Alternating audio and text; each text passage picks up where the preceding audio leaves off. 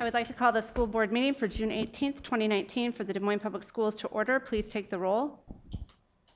Mr. Barron. Here. Ms. Bradley. Here. Ms. Langford. Here. Ms. Ellsburn. Here. Ms. Delagardelle. Here. Ms. Caldwell-Johnson. Here. Ms. Anderson. Here.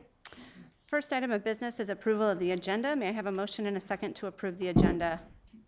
Move approval. Second. Okay, motion by Ms. Caldwell-Johnson, second by Ms. Delagardelle. Please vote. Motion passes 7-0. Next item on our agenda is approval of minutes for June 4th, 2019. May I have a motion and a second to approve the minutes? Second. Motion by Ms. Langford, second by Caldwell-Johnson. No. Any discussion?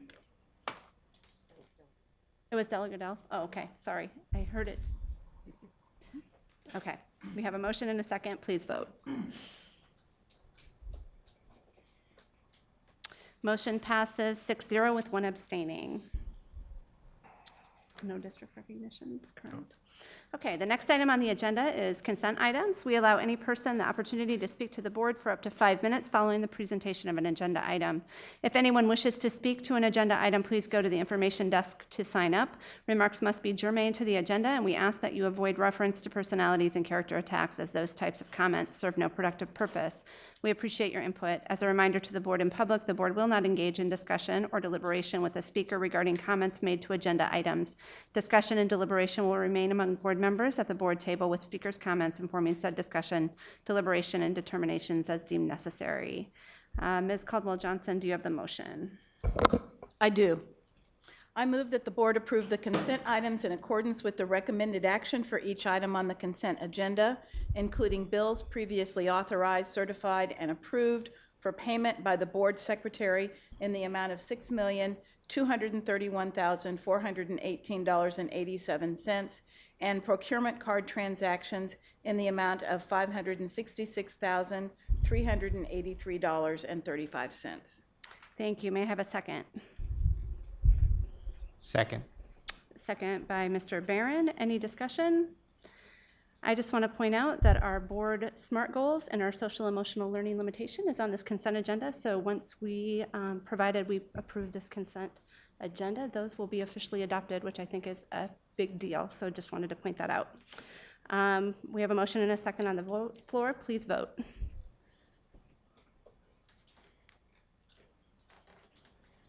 Motion passes 7-0. Next item on our agenda is item F1, open enrollment late applications for denial. Dr. Ahart, would you please introduce the item? Yes, per state code, there's a timeline established for folks wanting to open enroll out of their home district, and the denials that you have in item E1 are those late applications that have been denied because they do not meet special exception guidelines. Okay, may I have a motion and a second to deny the open enrollment late application listed for item F1? Move approval. Second. Okay, motion by Caldwell-Johnson, second by Barron. Are there any speakers for this item? Any discussion or any questions? Okay, please vote. Motion passes 7-0. Next on our agenda is item F2, open enrollment appeals for denial. Dr. Ahart, would you please introduce this item? Yes, there are two items on this in the agenda for the open enrollment appeals for denial. These are open enrollments that where the original application was denied and it was appealed based on special circumstances, and these two did not meet that standard. Thank you. May I have a motion and a second to deny the open enrollment appeals listed for item F2? Move approval. Second. Okay, motion by Caldwell-Johnson, second by Delagardelle. Any speakers for this item? Okay, any discussion or any questions? Please vote. Motion passes 7-0. Next on our agenda is item F3, naming request for Roosevelt High School gym floor. Superintendent Ahart, is there any additional information to share as background for this item? No, I think it's all included in your packet. Okay. This isn't an action item at this point, but we'll need an ad hoc committee to look into this further to make a recommendation to the board. Do we have 3 volunteers willing to serve on that? Anderson, Delagardelle, what? Name, ad hoc naming committee. And Langford. And then we'll anticipate that you'll meet soon to bring a recommendation to the board then for the July July meeting 9th. if possible. Yep. Do you want me to serve you? Oh, that's a good point. I think that's okay. If someone can speak, yeah, as long as you do the work ahead of your, yep. No, but Cindy said it'll be okay. You might not, as long as as long as we have the recommendation from the ad hoc committee, the rest of the board can move with that. Cool. Okay, thank you. Next item on our agenda is item F4, DMPS Monitoring Report, Elementary Literacy, Part 2. May I have a motion and a second to accept this report as compliant with Student Expectations Policy 4.11C? So moved? Okay, motion by Delagardelle and second by Anderson. We have a presentation, and I'll turn it over to Superintendent Ahart to introduce this report and our presenters. Okay, this is the second and final early literacy. Wait a minute. Did you?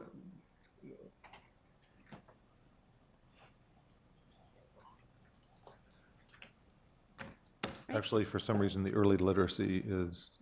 Yeah, okay. That's fine. Yep, so we have our Director of Elementary Teaching and Learning, Kelly Schofield, and our Executive Director of Elementary Programs, Susie Tallman. Okay. we're good Ladies? with- Good evening. We're going to start out by just reviewing and looking at the overview of the key performance indicators and our,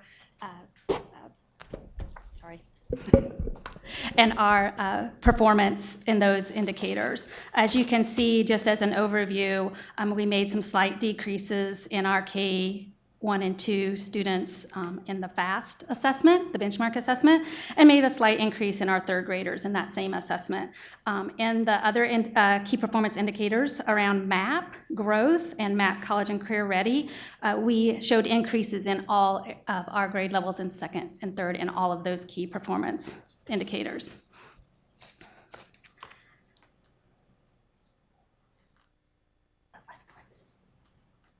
Okay, we're going to move into the FAST screening data, and as we've reported before, that this FAST screener is a large net that's cast out to really get us to recognize students that could be at risk in that, and then the assessment, the target moves as it goes through the year. So it's not that we're testing students in the fall on end of year skills.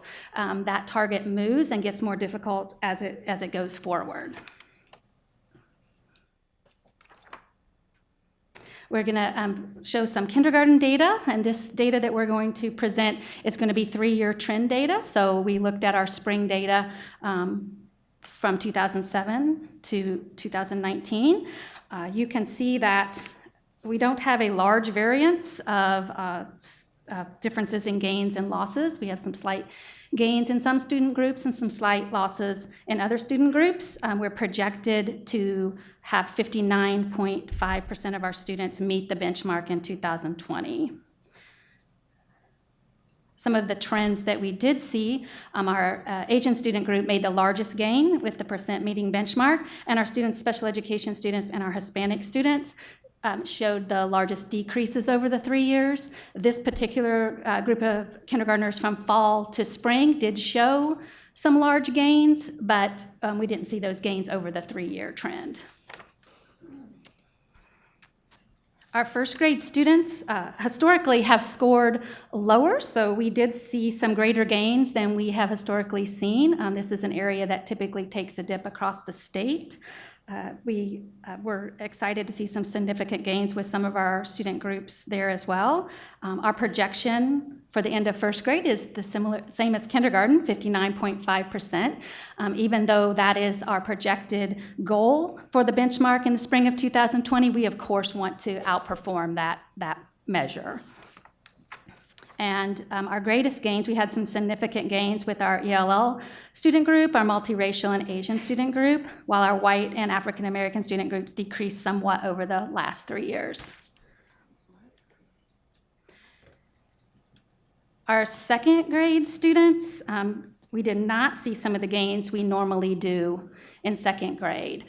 We did see some gains from winter to spring as we put some things in place, but over the 3 years, we didn't see the gains that we normally do with this group of second grade data. This is an area that we're going to dig into more to look at from fall to spring to see why we had some of the decreases that we did as well. And then we had decreases in all of our second grade student groups except for our Asian student group in second grade. Our third grade looks much like our kindergarten. There's not a lot of variance among our gains and losses. We have some data that shows some positive gains and some slight losses in the students over the 3 years. We're projected to be at 57.5% at the end of third grade in 2020, with students meeting that benchmark. We did have a couple of groups that showed some significant gains over the 3 years. That was our African American and Asian student groups. And we saw a decrease in our special education and multiracial student groups in third grade. As you know, and we've talked about before, we have used some multiple data measures to indicate and determine some schools that will receive some intensive supports from our curriculum department and our early literacy team that's made up of curriculum department and our AEA literacy specialists. And the schools that received the most intensive support, so that was some weekly support, working with the PLCs, working with the leaders in walking through and really looking at those foundational blocks of time and what was going on there. 3 out of our 6 showed some pretty good gains there, and 5 out of the 6 definitely showed gains from winter to spring as we adjusted our work with those schools, and they adjusted some things. We saw some gains from winter to spring, so we were pleased about that.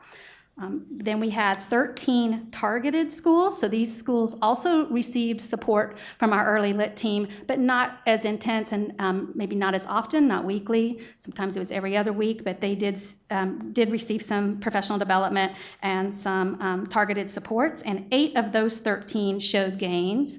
2 of those 8 were significantly higher gains from fall to spring than our average in the district. So we felt like we did definitely make some headway with the supports that we had in place. We've learned some things. Also, knowing that when you provide a framework of supports to a school, it doesn't always match that school in the same way. Schools have different needs, and as we get in there and start working, we might uncover some secondary concerns or secondary issues that we need to address as well. So even though all 13 didn't make the gains we wanted, we feel like there's things in place with the other schools that will help us move forward in the next year. Okay, then we'll take a look at map data. A little bit of a difference you'll see in the map data is that we've made some significant gains in second and third grade, which is interesting because you would expect to see that as FAST scores increase, our map would increase, and we'd want to see both of those going up in tandem, so that's a little unusual when we're looking at the data this evening. However, when looking at the 3-year trend data in regard to MAP, just a reminder, when looking at students meeting expected growth targets, that's the actual percent of students that met their individual growth target. So you can see the different student groups that all had increases from last year. When looking at the percent of expected growth met, just a reminder that that's when we're looking at, we want a student to meet 100% of their growth target, and so we're looking at the percent of students that did meet 100% or even more. And so you'll also see all the student groups and the increases over the 3 years in second grade. And really overall, whether it's looking at the meeting expected growth target data or the expected growth met, both made significant gains in all student groups for second grade.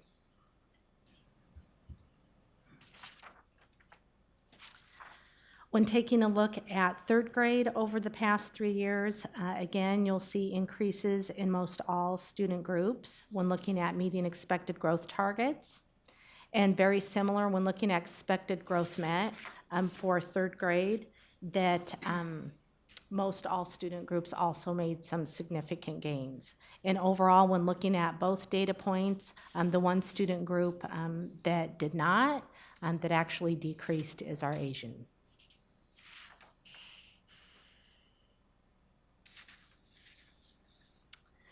So we're looking at a different data point here for second grade. We're looking at the percent of students at or above at risk, and this is a little bit of a new data point. We shared it with you last time in our report and again this time. And so you'll see with second grade over the 3 years that we overall had increases. Some student groups were more significant than others, and then a decrease in one of our student groups.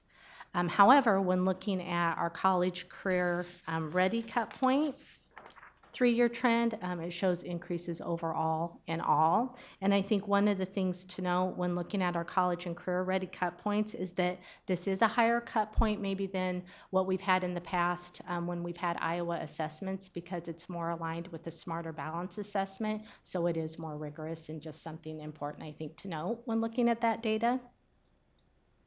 So overall, when looking at college and career readiness benchmarks, we had an increase in all student groups, but when looking at the percent of students not at risk, we had a decrease with multiracial students.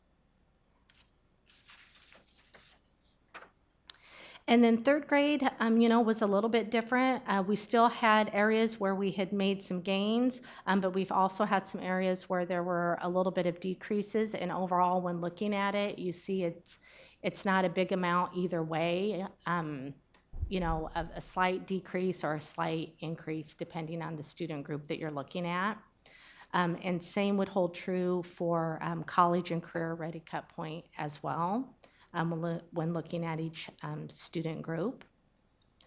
So for third grade, though, overall, the largest increases in the percent of students not at risk were Hispanic and Asian student groups. There was a decrease of students not at risk in third grade in our multiracial student group. And again, just when looking at the college and career readiness cut point, not significant gains or significant loss in third grade. Okay, and as you could see just through that data and listening, it's hard to pinpoint a trend in the data that we have, because we'll have a student group that performs well 1 year and goes down the next year, or a grade level the same. So we really are responding by continuing to look at our universal instruction that's happening in the classroom.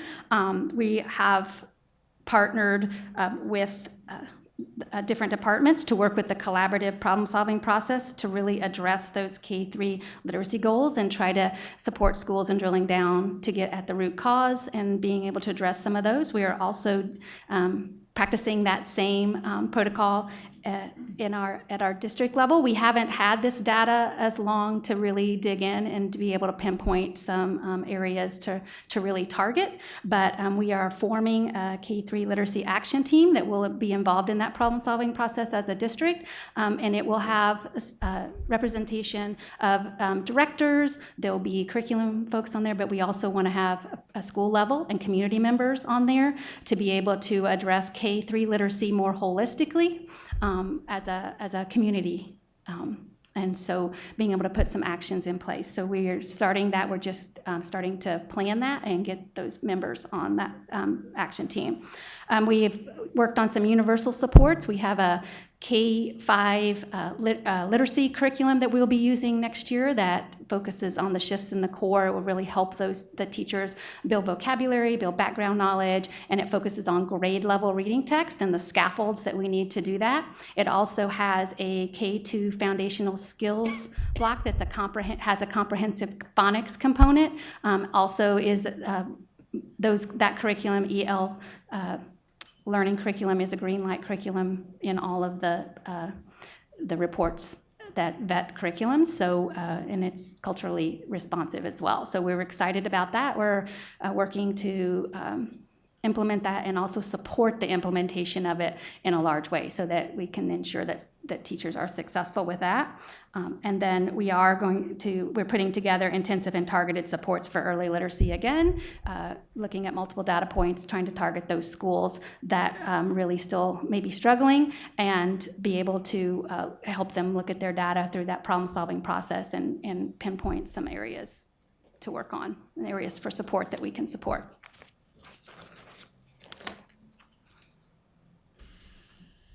Questions? Any questions, Board? I do. Ms. Anderson? Yeah.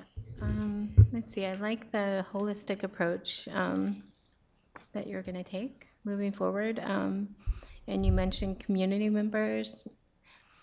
Who would those be and how would they be chosen? Where, and when? Yeah, we just are starting that and to meet together to determine who those would be, but definitely open to suggestions for that. We want to think about also how we can get input from the community, but also how the community can support that literacy, K-3 literacy overall. Would we get like an update about that somehow? Like that process, what that looks like and The task force process, is that what you're asking? yeah. Sure, yes, absolutely. Ms. Delagardelle? I have two things when you said suggestions. It kind of made me think as you were talking about this, that our school districts are naturally warded through the school board process, and that having representatives, I think, from every area of the city will be very important, just because we do know that trends in the data of our students tend to change based generally in those, even though we don't drill quite down to that level, but to make sure that we have parents and community members involved from all areas of the city. And also, I'm really excited to see that you're looking already to address the new board goals, because that was kind of what I wanted to raise up. As I was looking at these goals, as I was looking at this report, it's very clear where the board was and where we're going, and that we're constantly just measuring against ourselves in the past. And even when we say we're making large gains, sometimes it's less than 3% for our kids, and that's not, over the last 3 years, hasn't really gotten us anywhere. So I'm hoping by having a very specific goal, it's going to provide the guidance that you need to get big results for our students and our community, because we need it. I don't want to be sitting in 3 years and still be looking at stagnant data. So I'm hoping that this is going to give everybody the clarity. We've given you the focus to kind of run with kind of what we want on behalf of the kids in Des Moines. So Absolutely, all the things that we've been planning from really before we got the data would be to address what we knew were coming as board goals. yeah. Anybody else? Is Anderson? this a partially or It's designated as compliant. okay? Anyone else? So I do have a few comments. So I agree that our ability to gain clarity at the board level will obviously help the staff. And I feel like looking at all of these data points, we're just all over the place. We're just all over the place, and it's hard to really synthesize what the implications of all of the data points across MAP and FAST and career and college readiness really means when you look at all of the subgroups and the subpopulations, because it's just all over the place. So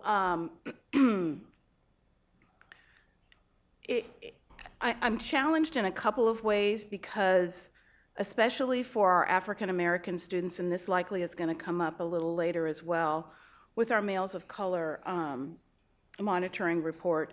But, there are places where we have significant decreases, places where we have some rather stark gains, but it's hard to sort of draw the contrast and comparison about what that really means, for our students, no matter which subgroup it is.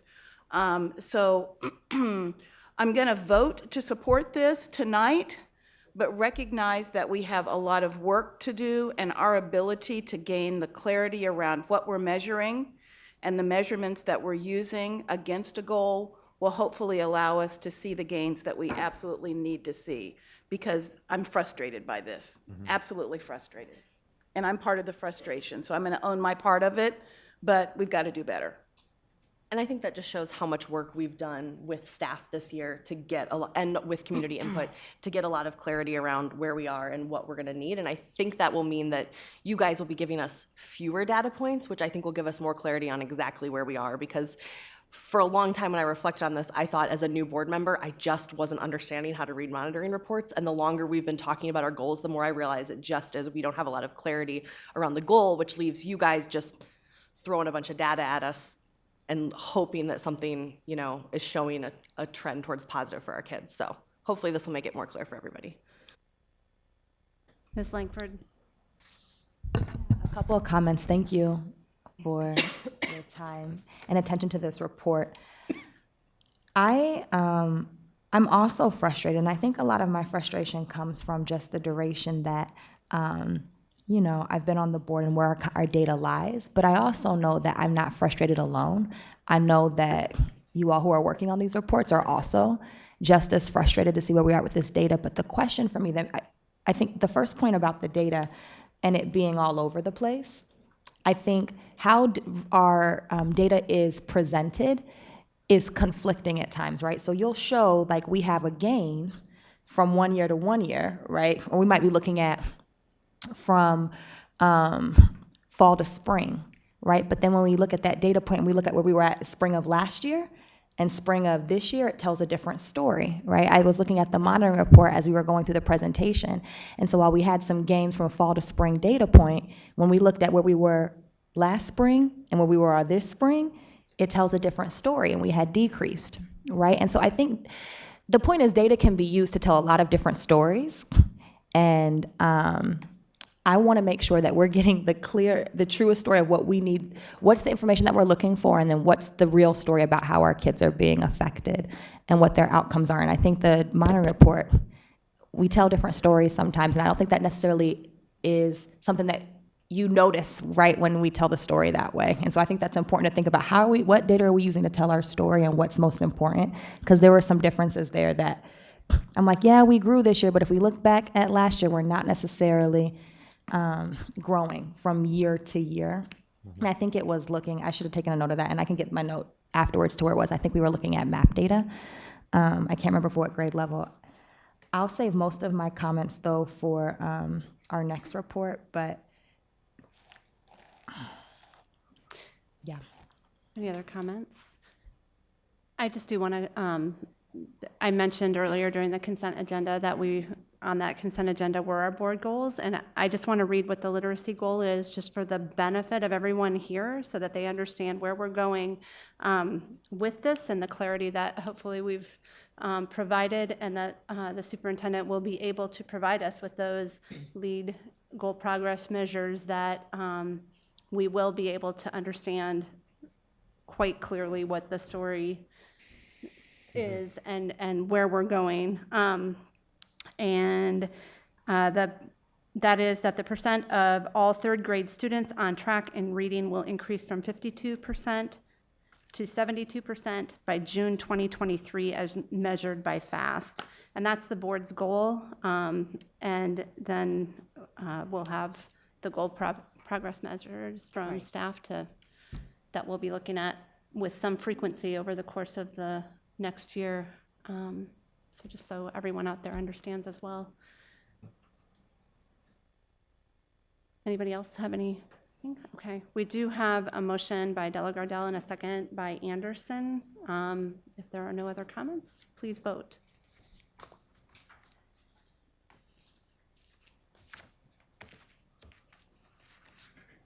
Motion passes 7-0. Next item, thank you guys. Thank you. Next item on our agenda is,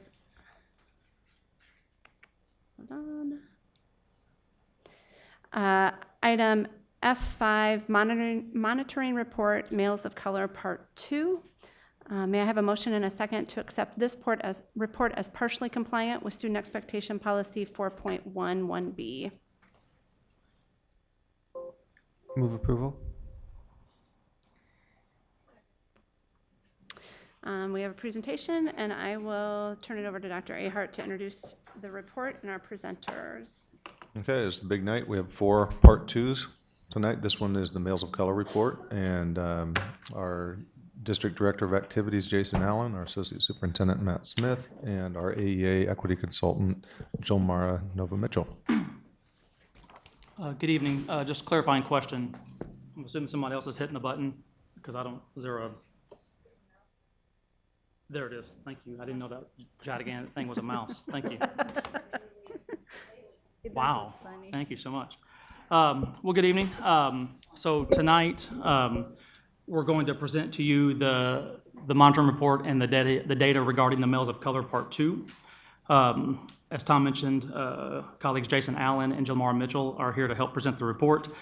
So thinking that we were going to be actually the last monitoring report, the way this was built was that knowing that you're going to see some replicate data in the other monitoring reports, we didn't want to repeat that for 4 monitoring reports. So what we offered, obviously, is the monitoring report itself, which has been edited to be designated as partially compliant and not compliant. That was an email that I sent out probably 2 hours ago. So what you're going to see in this monitoring report is some data regarding some systemic efforts to impact the achievement of our males of color.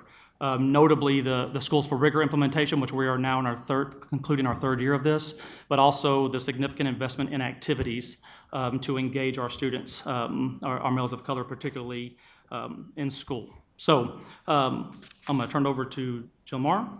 And we will give you a second to take a look at our equity vision for the district.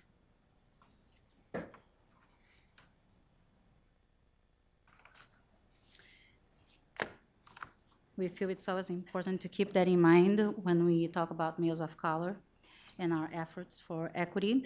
The next slide would like to remind you of the 3 equity buckets. Everything we do for equity should fall in 1 or more buckets: learning, thriving, and belonging. Learning is really about the knowledge, skills, and abilities. Thriving is the relationships that we want the kids to experience as they go through their education. And belonging is the partnership we have with students, families, and communities to create the support we want to provide for the students' learning experiences. So for the next series of slides, this is going to focus on the Schools for Rigor implementation. And so the purpose of this slide is to represent the progress of all students and our males of color designated out by African American and Hispanic males, and to compare that to our schools that are actually not in the treatment yet. So just a reminder that we onboarded 6 schools in FY17, and then we onboarded another 16 schools in FY18, and on our current fiscal year of FY19, we onboarded 6 more schools. So we have a total of 28 schools receiving the Schools for Rigor instructional treatment and processes and structures that go along with that. We still have 32 schools that actually have not onboarded yet. So this slide is meant to represent to show the sort of bang for the buck, if you will, and the difference between schools that are receiving Schools for Rigor treatment and those that are not. The other additional data points that we glean from this is, as Terry mentioned earlier, it's sort of all over the map. While there are some green arrows when you compare, for example, in our demonstration schools, African-American males at 43.52% in comparison as you move down the chart to our African-American males in our non-schools for rigor treatment at 30.70%. That's the reason for the green arrow. The problem that exists is that there's still a major disparity between our all students and our African-American males in that same column in the demonstration schools. You'll see that same disparity in the FY18 cohort 2, as well as an even more significant disparity in this year's onboarding schools. And so just a reminder that this is actually the elementary. This is percent of 2nd grade through 5th grade students at or above progressing at college and career readiness benchmark. There are some notable achievements there in terms of, if you look at our Hispanic males, for example, in the demonstration schools, there's actually a positive trend there. There's not a disparity in achievement between our Hispanic males and our all students. The same exists in cohort 2 for our Hispanic males, and the same exists for cohort 3 for our Hispanic males. This does not ring true for our African American males. The disparity is still there. It's a smaller disparity in our schools that are receiving treatment in grades 2nd through 5th grade as compared to our non-schools for rigor treatment, but the disparity is still there. And so it's disappointing, but the gap is closing a bit in those schools, far more significantly than is in our non-schools for rigor treatment right now. This is the same data set, except for this is 6th through 8th grade. Not nearly the progress in 6th through 8th grade as we're seeing in our elementary schools and our schools for rigor treatment. As you can see, there's a lot of red arrows there. So these red arrows, again, represent these schools are not outperforming the non-schools for rigor treatments. That's the reason for the red arrows. You will notice in our demonstration schools, there is a green arrow for African American males as well as Hispanic males. The demo schools have been in the treatment for 3 years now, as opposed to the other schools. The other data point to also consider, I'd be remiss if I did not let this up, in our secondary schools, we have far fewer schools in comparison. So what you're looking at right now in terms of demo cohort 2 and cohort 3 are 5 middle schools compared to 5 non-school for rigor middle schools. When you consider elementary schools, we've got 22 elementary schools involved in the treatment plan.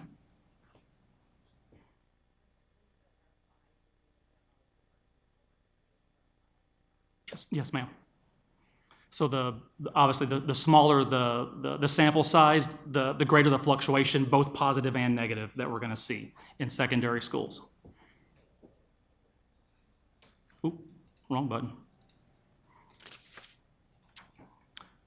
Again, same data set for MAP math, percent of 9th grade, 10th grade students at or above progressing college and career readiness benchmark. The NA for cohort 3 is we did not onboard a high school this fiscal year. How many high schools? Right now, there's only 2. Yes, ma'am. So we have 1 in demo and 1 in cohort 2. Again, the fluctuation, good and bad, just because of the small sample size. It is important, I think, to note in our demonstration school for high school, the disparity for African American males in relationship to all students in our demonstration schools is a negative 11.63% disparity. It's not where we want it. It's not even remotely close to being where we need that to be, those data sets. Not only the disparity, but even just the percent of students achieving at or above progressing in college and career ready is still not even close where we need that to be. The standard, we're still not meeting the standard system-wide. We're showing some gains in some areas, but we're just not meeting the standard yet. That same comparison, when you look at the non-school for rigor, when comparing African American males and all students, conversely, from demo schools, that's a negative 19.81% disparity, percentage point disparity. Again, they both have disparities. It's a much smaller disparity in the demonstration school than it is that in a school that has not received treatment yet. So this is similar data now looking at reading. This is again for 2nd through 5th grade students at or above progressing in college and career readiness benchmark. Some areas, most areas, the schools for rigor treatment schools are outperforming that of non-schools for rigor, but not in every area. Again, if we look at cohort 3, we have a significant disparity that exists at 33.38% between African American males and all students, as opposed to a 22.92% disparity in our non-schools for rigor between African American male and all students. Again, neither of them are acceptable, and it's disappointing, and we have a long way to go and a lot of work ahead of us.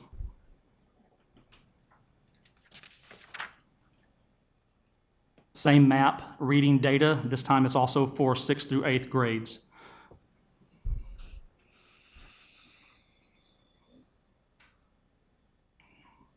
We have a smaller gap in achievement for our demonstration schools as compared to our non-schools for rigor and our cohort 2 and cohort 3. Same sentiment, though. We still have disparities. We have not completely closed any gaps there, and nor is the standard near where it needs to be for student achievement overall.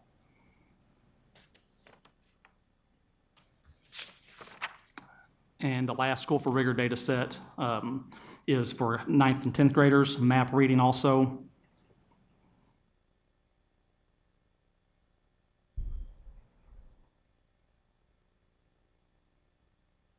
Again, demo school for high school is 1 school, cohort 2 is 1 school, non-schools for rigor are 3 high schools.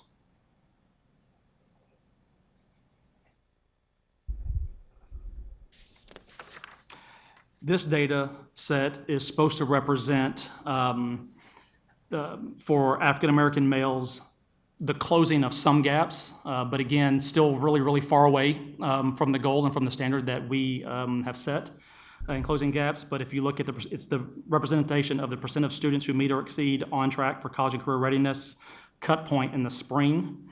So for grades, this is collapsed data. From grades 2 through 5 in 17-18 school year, it was 18.9% achievement gap for African-American males in math. In FY19, this school year, while the gap has been reduced, it's still at 11.7%.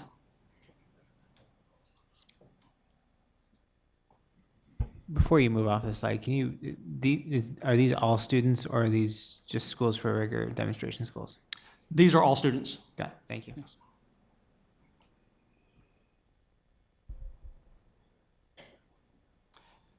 Same data set, but this one is specifically for Hispanic males.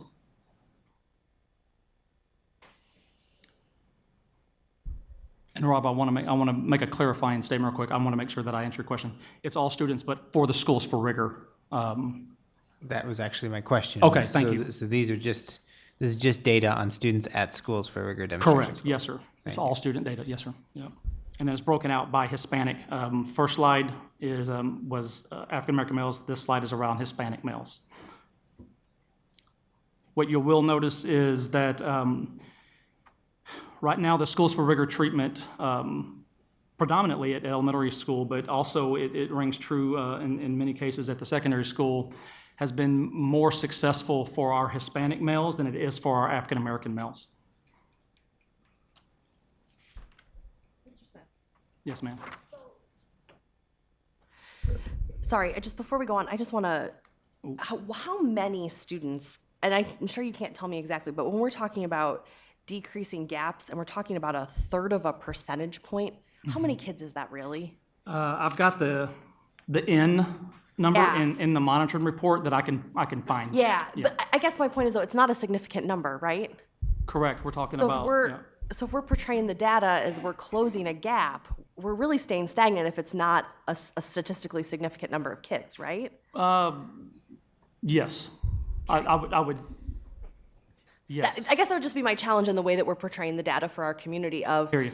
if it's 1/3 of a percentage point, it might be 15 kids. And while 15 kids is great, 15 kids is not statistically significant when we're talking about thousands of kids. Correct. Okay. Now we're going to take a look at the thriving data. And percentage of students having 0 to 1 office referrals. We, K5, African American males had an increase, which is a positive increase, and Hispanic students had a decrease. And then 6-8, African American males had an increase, which was a positive increase, and Hispanics also had an increase. 9-12, African American males had an increase, and so did Hispanic students. Out of school suspension days, disproportionality trend, African American males had a decrease, which is a positive decrease. And then Hispanic also had a decrease in K5. 6-8, African American students male students had an increase, which is a negative increase for us. And Hispanic students had also a negative increase. And 9-12, African American males had a negative increase, and Hispanic students had a positive decrease.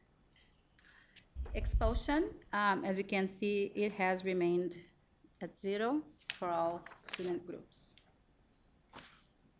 Then belonging data, percentage of students chronically absent has had a negative increase for all groups for us this year. And the arrows actually are 3-year trend. And we have been calculating that a bit differently in a way that it's more accurate, but that does make the numbers worse for us. And so I want for you to remember that, because I know you're aware of that, but the way we calculate chronic absenteeism has changed. It's minutes, you know, it's not whole day and half a day. And so that makes us look worse in that category there, but it's still our most alarming data point because there is no positive decrease there for anybody. Yeah, I think the other important aspect of attendance is that we've moved from average daily attendance to the actual measure of minutes missing. But additionally, we have really upgraded the quality of the data so that we actually have systems in place now to make sure that buildings are alerted when teachers have not taken attendance. The default is, if a student is not marked on attendance, the default is that they're in attendance. And so if classrooms had not been attendance hadn't been recorded, that it defaulted to the positive, and we've been trying to make sure that we're accurately accounting for that. And so teachers are being alerted when they've not taken attendance so that we have more accurate data. And unfortunately, that has meant that the absenteeism rate, as reported, has gone up. Mm-hmm. And as you know, this is an area that we are paying close attention to since last year, because we are aware of the fact that we have to improve this quite rapidly. So annual dropout rate trend, we have seen a positive decrease for African American males and also Hispanic. And this is 17-18, comparing 17-18. Yes. Because there were like 6 or 7, it was all over the place, so we couldn't really find a good way to summarize that for you, so we stuck to comparing 17 to 18. And then 4-year cohort graduation rate trend, as you know, we are 1 year and 2 years behind in collecting this data as always, because, you know, it just takes a while for us to receive that data. And so 9-12, the 4-year cohort graduation rate is 74% for African American males and 72.51 for Hispanic males. If you look across this, you can see the gaps between all students. If you look across on the yellow row, 80%, 74% to 72%, that's the gap in graduation rates that we have. And then if you look at 5-year cohort graduation rate gaps, we go from 85% to 81% to 80% for Hispanic students. So again, this presentation doesn't lift up all the KPIs in the monitoring report, as you know. So what the response to this data is not just in response to just the presentation data, it's in response to the entire monitoring report. So these are some higher level responses to data. I can talk a little bit about why I'm using the phrase intentionally around higher level here in just a second, but it will be to continue to invest in student activities. In just a second, Jason's going to share a few slides regarding the student activity data that has been an intentional and purposeful investment, specifically in secondary, but all K-12 schools. We're also going to continue in the investment in our people and the capacity building at both district and school administrators and teachers and staff. That includes working with our national partners.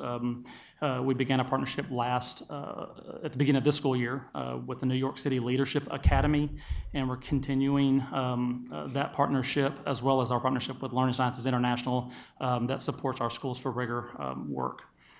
We also have the continued development around utilizing the IDI, and we're going to expand that to our new associate principals for the upcoming school year. Up to this point, Jamar, correct me if I'm wrong, we've had 125 administrators take the IDI and receive coaching and continue to grow in their own cultural proficiency.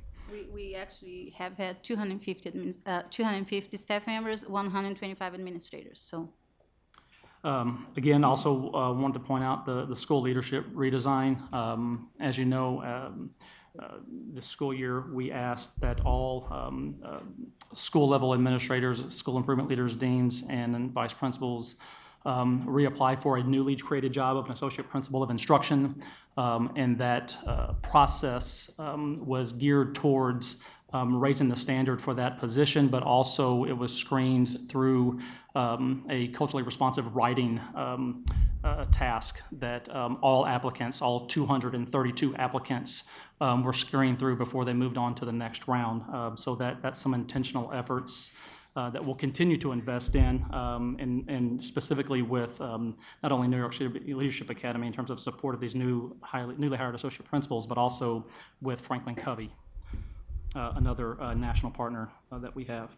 Again, also continuing to work on the adoption and development of culturally responsive and relevant curriculum for our students. And of course, certainly not last and probably most significant of each of these investments is a continuous effort and maybe a more systemic effort in raising voice in specifically the problem-solving process. And so I'm going to come back and cycle back to my original statement of these are high-level responses to the data right now because the data haven't been June 18th today, the data coming in at the early part of June. We have not been able to get into a deep problem-solving formal process looking for root causes of where we continue to go wrong or even sometimes where we might be going right and we don't know why yet.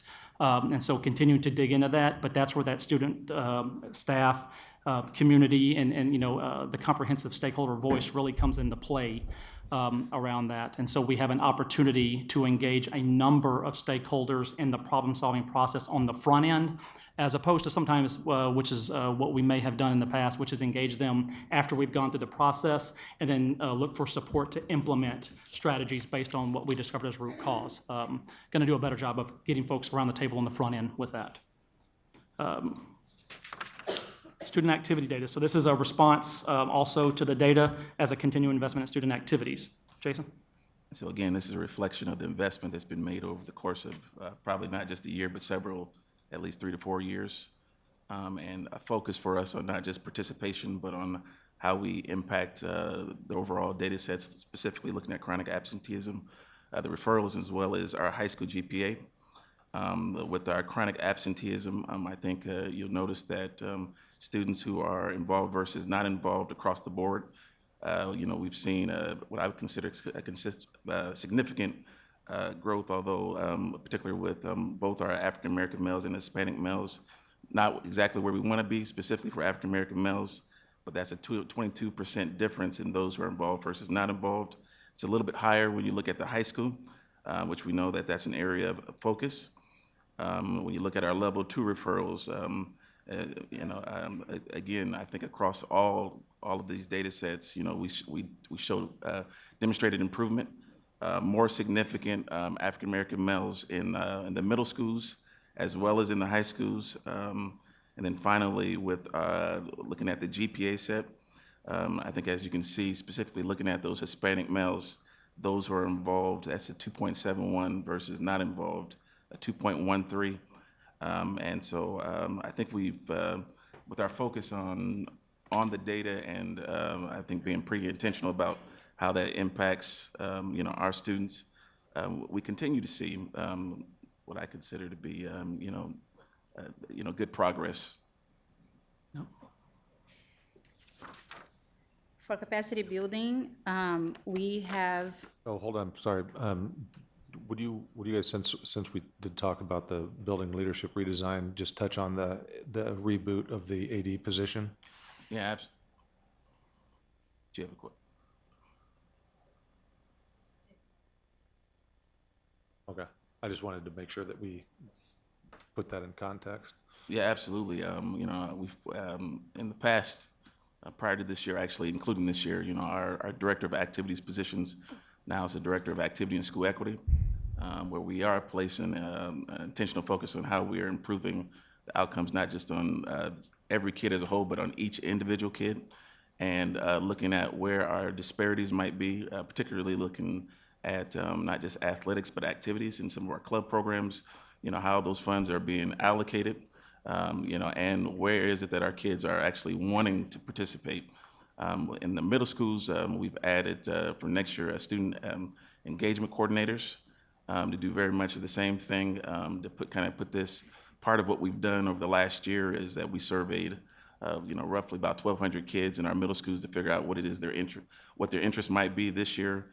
We've surveyed 2,800 kids, and so for the purpose of, again, trying to identify where it is that we need to be focusing our attention specifically that impacts participation, GPA, absenteeism, how do we keep them at schools?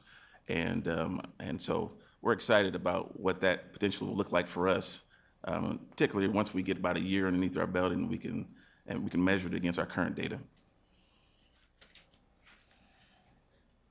And as Jason finished sharing, I want to say that we really struggle to decide which data point to share with you, because Flex Academy has some amazing data that we want to share, but our time is very limited, and we had a lot of data points that gear up, and we had a lot of things that we want to share, but we didn't have enough time. So this is just an example, but we have many that we could bring up at another time.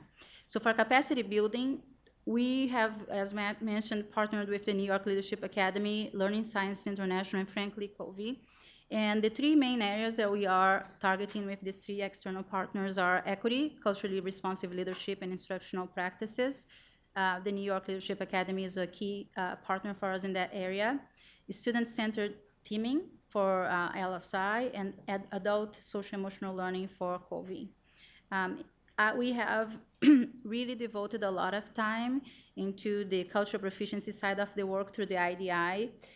Every one of the principals in the district has taken this assessment this year and has had a 2-hour debrief with me to understand their position in the continuum and to understand a goal that they could be working towards so that they could carry on the equity work. That is a lot of time investment, as you know, it's a time-consuming assessment. However, I believe that that's a key portion of our work in developing our leaders to be able to implement the equity goals we have. And as a system, there's 5 stages in this continuum that measures how you can connect across difference. And the first 3 stages, denial, polarization, and minimization, if you fall into one of these, you're not able to connect with somebody who is extremely different from you, not only racially, but in every sense of the way. And we want to make sure at the DMPS that leaders fall into acceptance or adaptation, because that's when we're going to start seeing large shifts in our system data, because we cannot carry on the equity work until we are there. And so I have invested a lot of my time this year in trying to work with leaders in moving across the continuum. And as you see the results for 125 leaders, as I said, we have had some leadership team members that have started taking this. So altogether, we have 250 DMPS staff members who have been assessed. But this particular data point is just for leaders. So it involves all central office leaders, all principals, and the AA team that works for Des Moines. And it's 138 people involved in here. And this assessment captures where we think we are, the PO, and where we are really functioning at. And as you can see, we position ourselves at 127 in the scale, which is the 4th stage. It's the first effective stage in dealing with differences.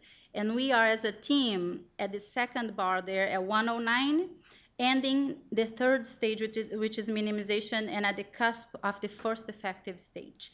We are very close. We are like at 109. At 115, you become effective connecting across difference. And that's our goal with this work, so that we can see more implementation of equity goals across the district. And so just to reiterate, the opportunity that exists is to invite voice into the conversation during the problem-solving process prior to coming up with strategies and research and things like that, which has sometimes been our sort of framework or our context. And so we have a different opportunity that lies before us, knowing that none of us in this room right now are satisfied or even remotely happy with where the data lies. There is some progress, but it's not even remotely close to where we need to be, and we can do better.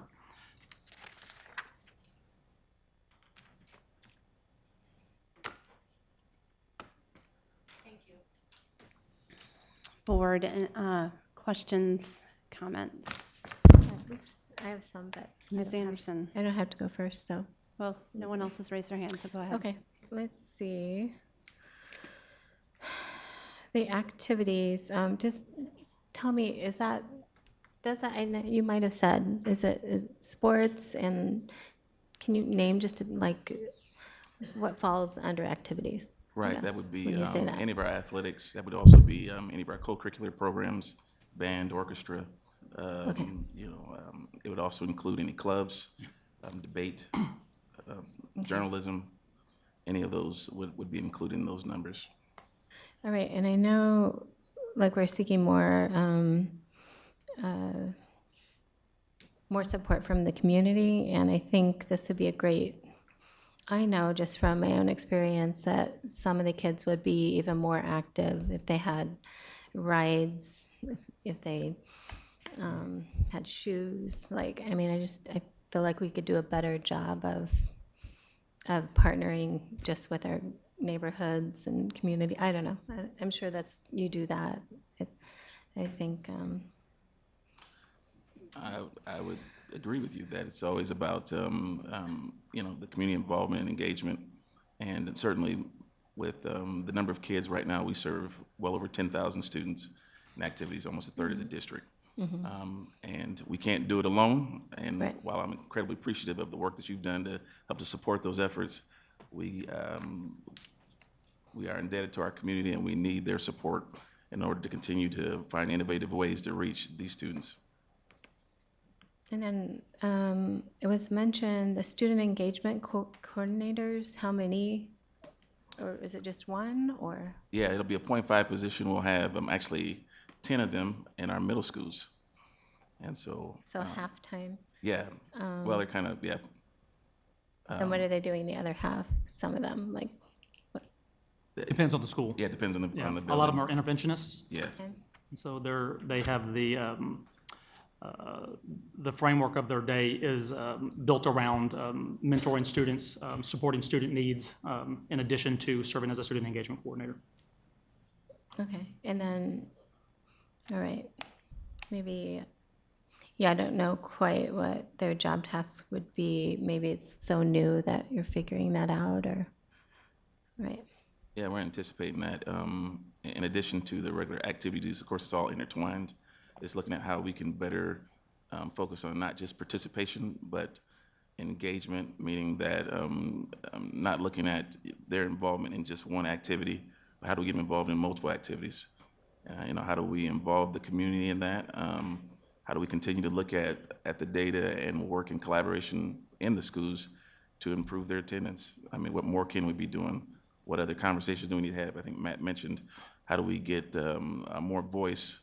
And so that's what we would anticipate that they would be, a part of what they'd be doing in year one. And then the schools of rigor, I mean, do you think that some things don't work at some schools? Like, is it like if you kept trying the schools of rigor at a certain school and it just wasn't, you weren't getting the results? I mean, when do you, like, I don't know. So the Schools for Rigor practices and teacher move techniques are research-based. So they're the implementation of that, there's various successes in schools for various reasons. Sometimes that's dependent upon the conditions for learning that exist in the school. Sometimes it depends upon the culture of the building, and that being able to go through which is literally some second order change in how we instruct and how we organize students for learning.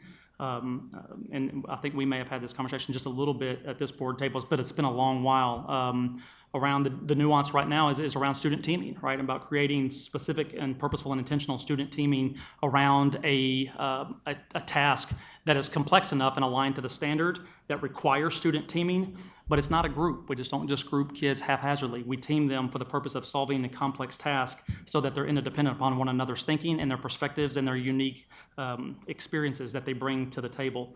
That just doesn't happen. That's quite, as you know, quite a skill set to develop, and it takes practice, and it takes coaching, and it takes support, which is really where the Schools for Rigor process is heavy on coaching and support and the monitoring of implementation. But what we are seeing, which is also sort of I would call it a national trend amongst Schools for Rigor schools across the country that are involved in this process, is the results are far more accelerated at the elementary level than they are at the secondary level. There's fewer schools at the secondary level that have the rates of success in this model than there are at elementary schools, and that's certainly playing itself out right now in Des Moines Public Schools. So part of that problem-solving process is to get teachers in the room, to get administrators, associates, and building staff members, along with district staff members in the room, and community members and parents and students around why it might be working more successfully in a particular elementary school versus this one, or why it might not be working in a secondary school as opposed to an elementary school, and really digging into some of that information and that data that's available to us. And really relying on perspectives and thinking. That's a really long-winded answer to your question, so I apologize. But there's a number of variables that are going to be contributing to that, and sometimes the variables are different depending on the school. Right. I'm sorry, just add one more thing. Just another variable that I can tell you that we've had lots of conversations around is the administration staff. Sometimes we have a brand new principal and a brand new associate principal, and they're new to the work, they're new to the leadership, and serving in that capacity. And so to create an environment where we're looking for paradigm shifts and adaptive change around pedagogy and around what we believe around students' capabilities and being able to achieve a highly complex task. We can talk about it, but having your behaviors be aligned with that are two different things, and that takes a significant amount of investment in conversations and work and support around what we believe around children. And that's PD, and that's training, and that's, again, really intentional shifts and attempts to think about not just technical teacher moves in the classroom or administrative moves in the building. It's really around why we do what we do, and becoming reoriented to a different and a higher purpose for our work, both in the classroom and in the administrative offices and in the hallways. Something that we're trying to do, and Matt, you can speak more to that than I can, is to align our external partners' focus around equity, so that when LSI comes to do their work, we know that it has a good impact on students of color in a lot of these schools, but they don't intentionally call it the same things we are calling when we do equity work. And so we're trying to bring that together for people at the building level so that they're not confused.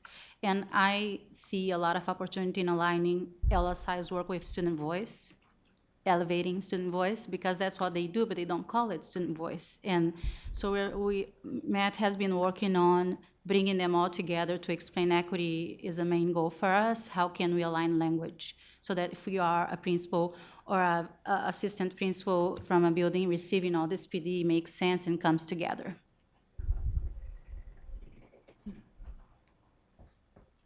Ms. Langford. All right, thank you all for the time and effort that it took to put together this report. I've had conversations with all of our leadership at this point, but I just had a couple, 2 questions and then some thoughts.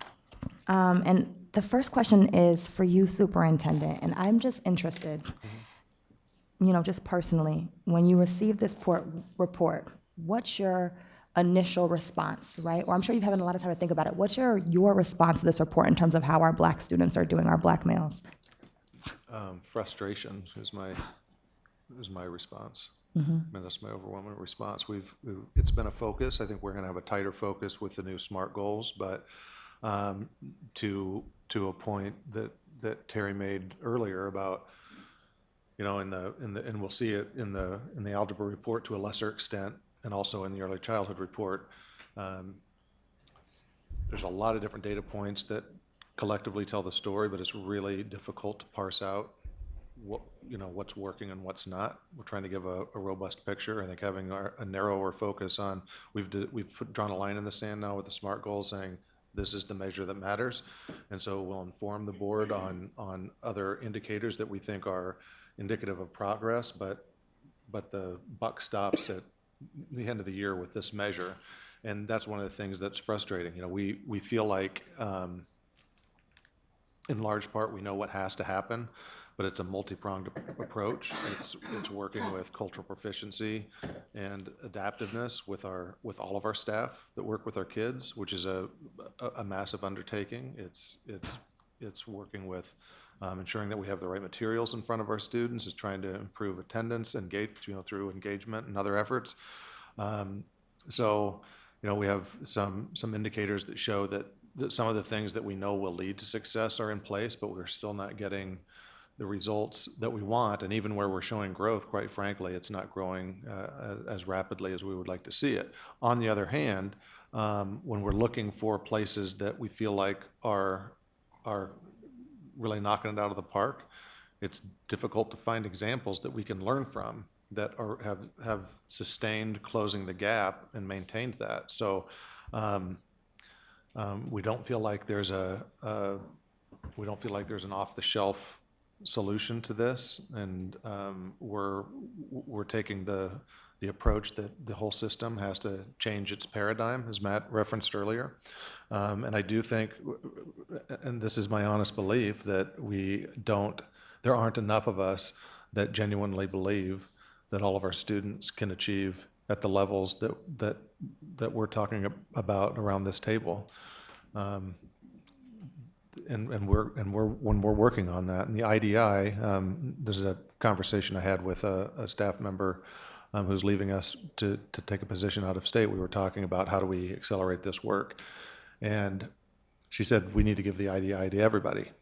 I agree, but what's difficult to do is, and Jilmar can talk more deeply about this, is providing that tool and then actually supporting the folks who take it, recognizing where they are in the continuum, and actually having in place real supports that will help them move across the continuum.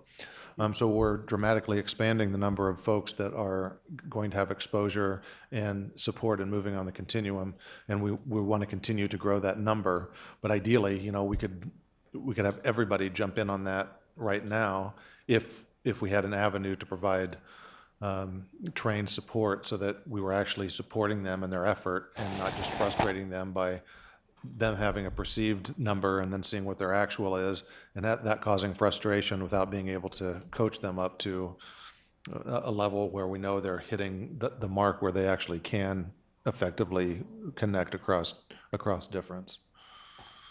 That was a very long-winded answer, but it's an intracted challenge that there's a lot of people around the country working on, and we're certainly making our contributions, but we are not satisfied. I'm not personally satisfied with where we are.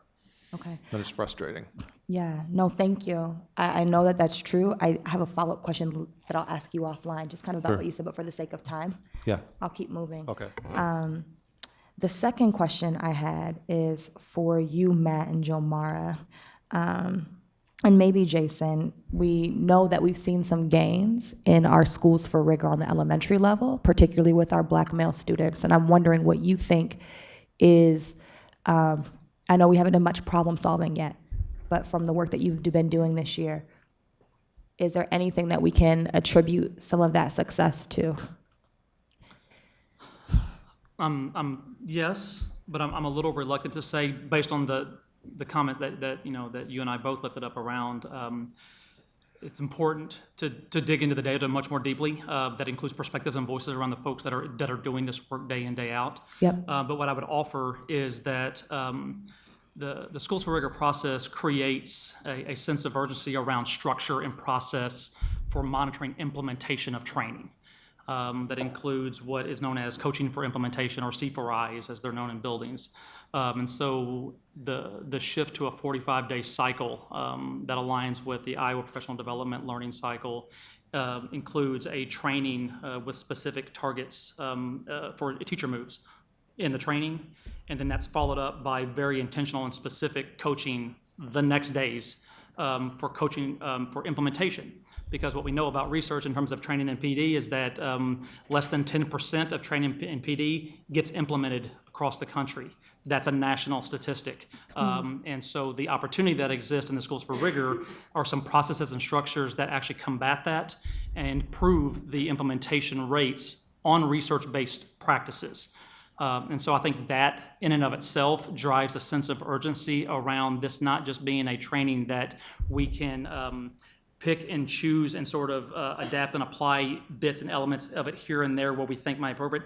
There's some structure to it. And again, it doesn't mean that you have to get it right immediately. What it does mean is that we offer some attempts and some intentional, purposeful attempts around some research-based practices of teacher moves that are shown and proven to improve academic gains for all students, but also for students of color.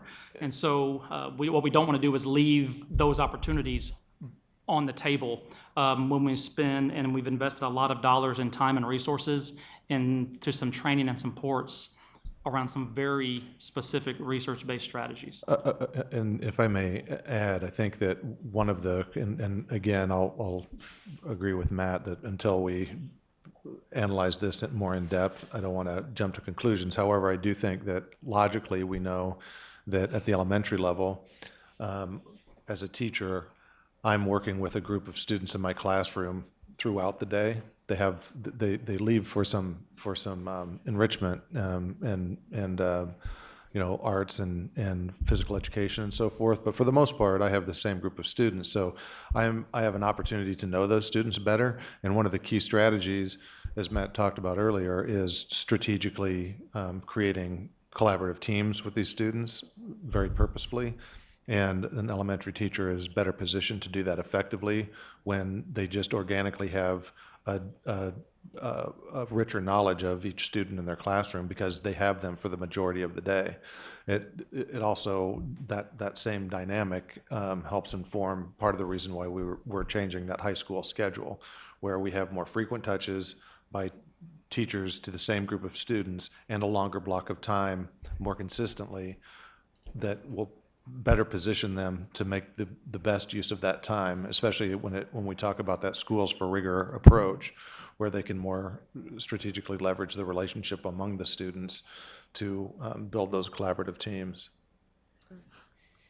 I would offer, just in addition to that, one of the things that we tried a couple of different implementations with schools, meaning that when we started off with the demonstration schools, there were conditions that needed to be in place in terms of looking at staff Gallup results, for example, around the depth and breadth of trust in the culture of academic learning that currently existed on the campus, so that when you implement the Schools for Rigor processes and the teacher moves, that the conditions, if you will, the soil is sort of tilled for that implementation, and those second-order instructional shifts that need to be made are made with more ease and much more fluidity within the staff because there's a high degree of trust. So we've seen some success in that. We've also looked at this similar implementation model for what we would phrase as transformation schools that where the conditions may not have been to the degree of trust with staff to staff administration, students to staff that exists as evident by, for example, the Gallup data. And we haven't had the success in those schools. LSI, as our consultant in this, would say it's not meant for that. We've got to get conditions in place first for that, and that has played itself out to some degree or another in our implementation. So there's some areas where we think that again at a higher level we know where we can improve, and we can offer some supports and some opportunities to move the work forward at an accelerated rate in some of these transformation schools. But that's also something that will need to be discussed in the problem-solving process as we're lifting up why we might be successful in schools versus others. Mm-hmm. If I can interject real quick, just because it's relevant to something you just said around the conditions and trust and all of those things that maybe aren't present. Is that where the adult SEL intersects? It is. This work, then? It is. Absolutely. Yes, ma'am. So when we talk about Franklin Covey's work around beginning with the 7 Habits of Highly Effective People and then also the Speed of Trust, there's some intentional work being done to create a culture of care, if you will, for all staff, specifically our school level, of course, our district office level too, but specifically our school level, so that we create a culture where we are in absolute support of one another and we are creating environments where trust is actually driving the work, as opposed to the lack of trust being the barrier or the inhibitor to folks taking academic and instructional or administrative risks around improving outcomes and opportunities for students, specifically students of color. Right now, the overwhelming, if you look at just Gallup data in and of itself, is that we haven't built that culture of trust yet. And so this adult SEL is a place that we really have to begin. Doesn't mean that we're not doing things in terms of social emotional learning for students, but what we can't do is not pay purposeful and intentional attention to the adults working in our schools and with our schools in our community, and because they are the solution and in all of this for our students. And so we got to do a better job of giving some individual attention to those adults in our buildings.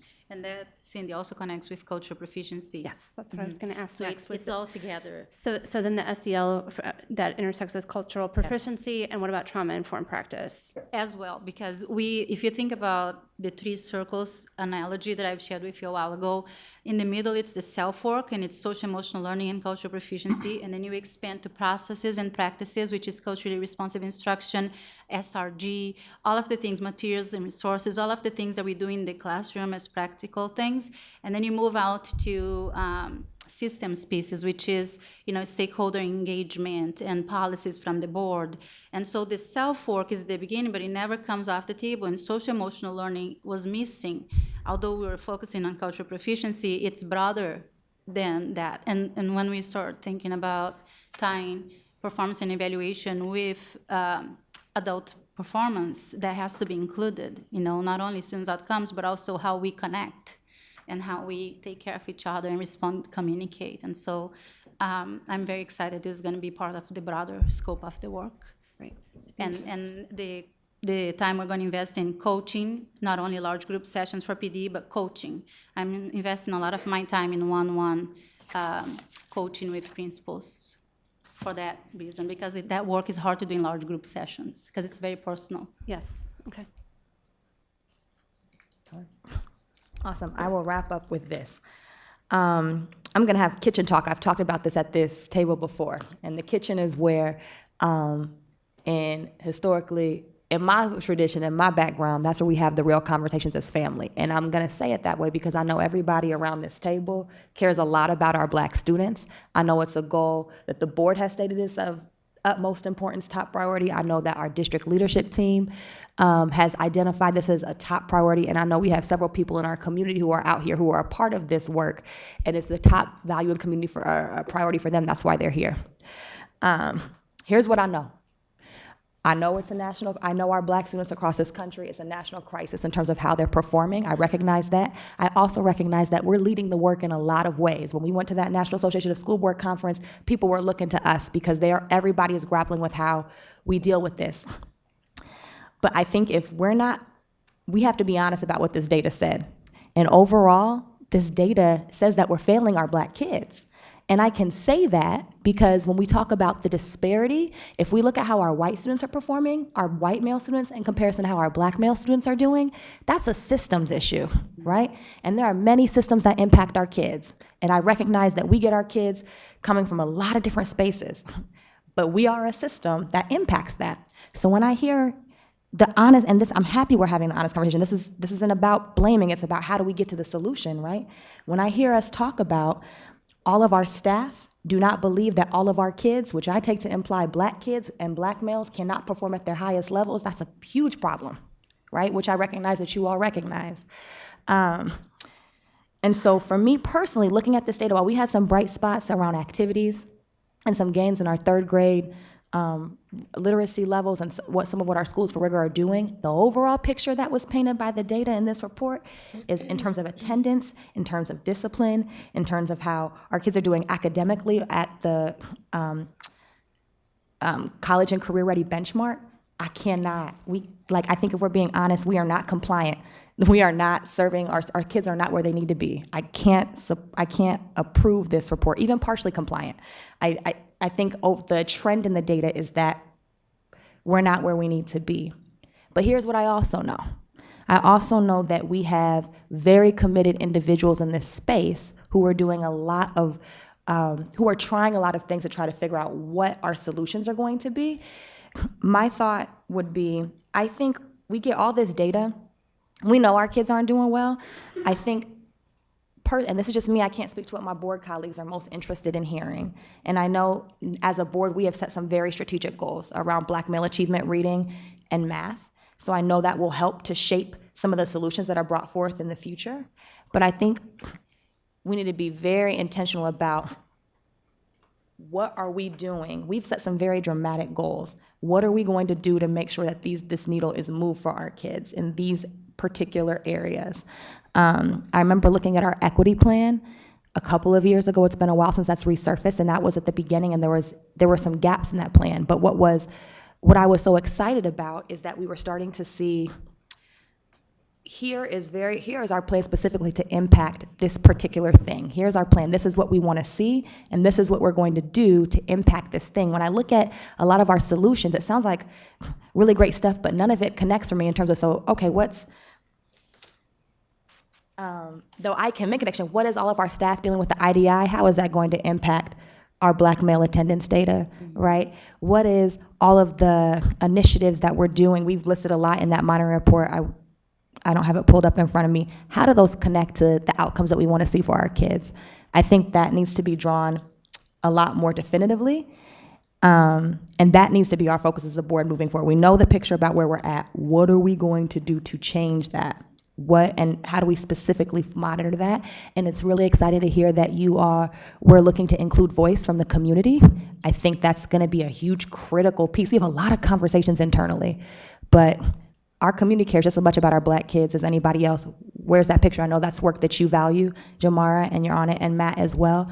And Jason, I know you do tons of things in terms of community and connecting them with our Black kids. So that's a critical piece, I think, in monitoring moving forward when we're thinking about solutions. Yes. How's that voice incorporated, and what are we specifically going to do about the challenges that we're faced with in relation to these two areas? Yes. Less the picture about this is what it is.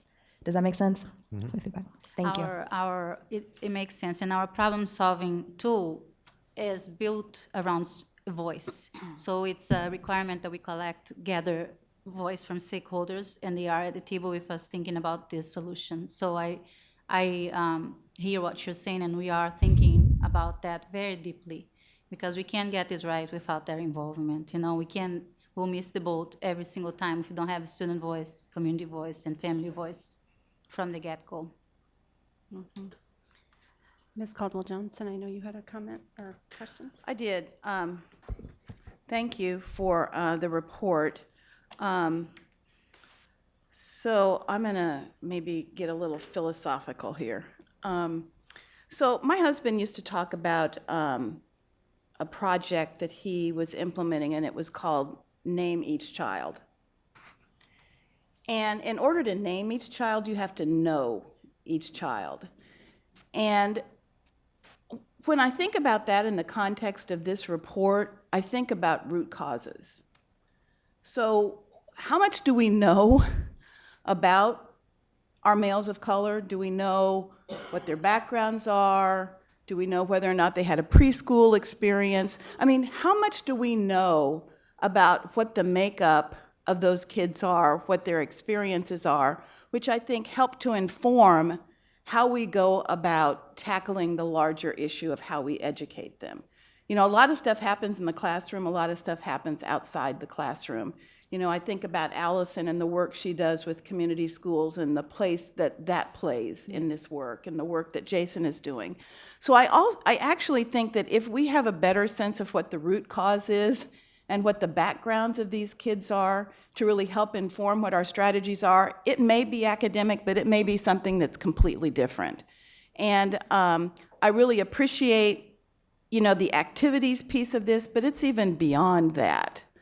And I feel like there's so much about our ability to get this right that's predicated on a lot of things that we have the ability to control, but there's so much that we don't have the ability to control, where we have to rely on community partners, and other folks to really help us figure out what the solutions are. So, I'm going to go back to how do we name each child? How do we create that framework that helps us to understand the root cause and the best way to approach the needs? Because this is not cookie cutter. I mean, there are pieces of it that are, but there are lots of pieces of it that are not. And so I think we have to think much more holistically. I love the community engagement piece, but I think there are a whole lot of other factors that are in play here that we may be able to help, but I think we also have to reach out to our community to really help us figure out what the longer term strategy is. I love what Rob is doing around the preschool experience, but you know what? The greater opportunity we have to get our males of color into preschool, to create that framework, I'm not going to say that that's going to make all the difference, but boy, it's going to give them a huge start. So I think that there are a lot of things in play here that we need to think about along a very long and broad continuum that's not just about what's happening when they get into 5th grade or when they get into high school, but rather where we start them and how we support them in ways that I think the district has a role to play, but the community has an even larger role to play. So I want to get back to how we name each child and what that looks like for our district and how we create that community challenge, that call to action that really gets everybody engaged in this work. Because we can't do it around this horseshoe. Our administrators can't do it by themselves. This is almost a crisis situation, y'all. Mm-hmm. And I mean, when you look at these numbers, it's actually, it's not only embarrassing and frustrating, but it's like, I'm sitting here thinking, not on my watch. And I think that really needs to be our call to action. So if I can...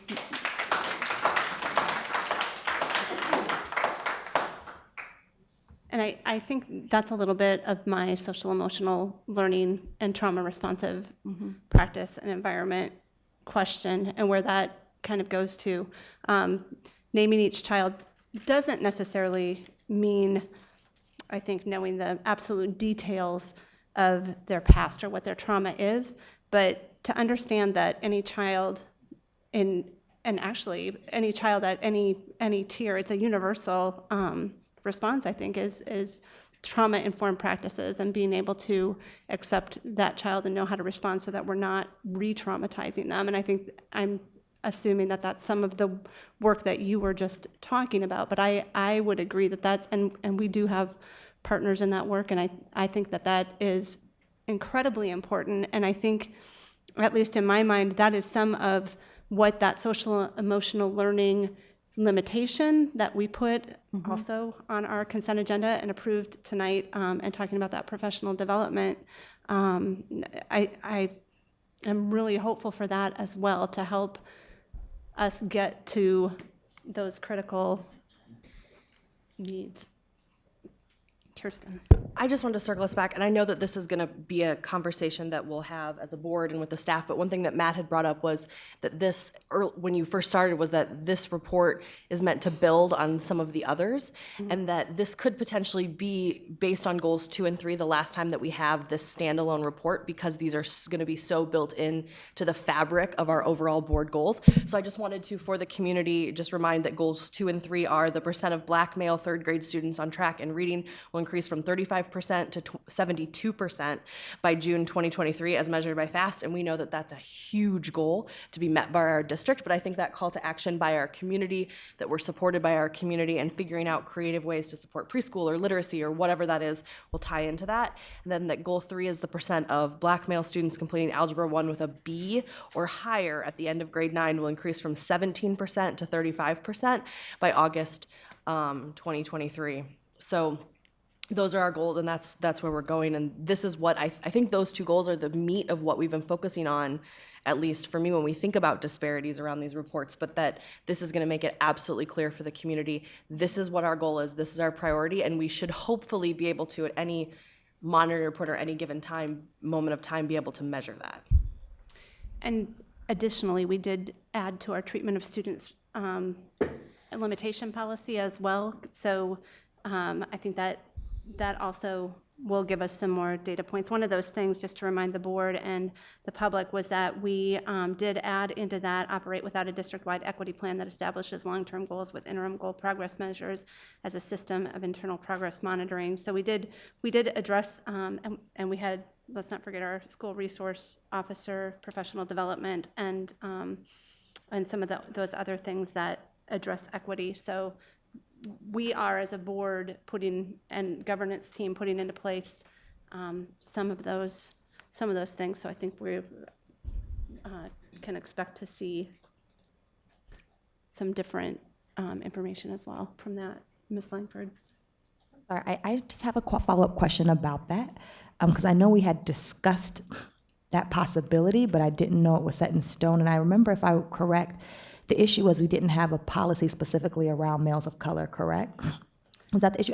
I remember us having that conversation. And that's why I said we about may, and we still have maybe, to keep talking about but that. It I might was be- under the impression that we wouldn't necessarily be monitoring in this way, but we would still receive a report like we do with many of our other consent agenda item reports. Did I misunderstand that?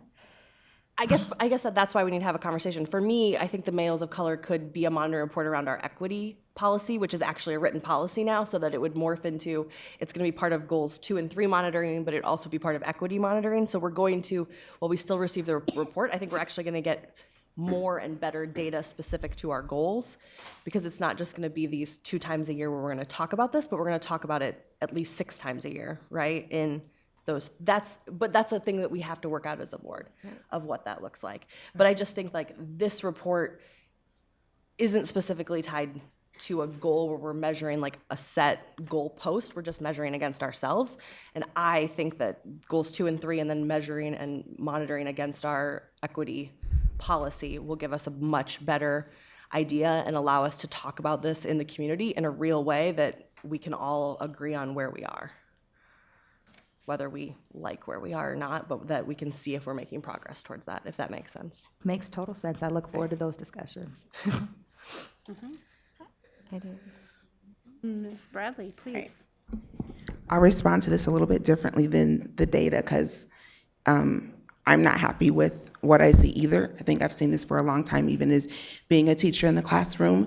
But I'll just put the bright spot in. Even though that we're in a place where we are in crisis, we can move up from this crisis. But it is going to take the help of everyone. I do not believe that we can do this on our own. If we think that we can do this on our own, we are fooling ourselves.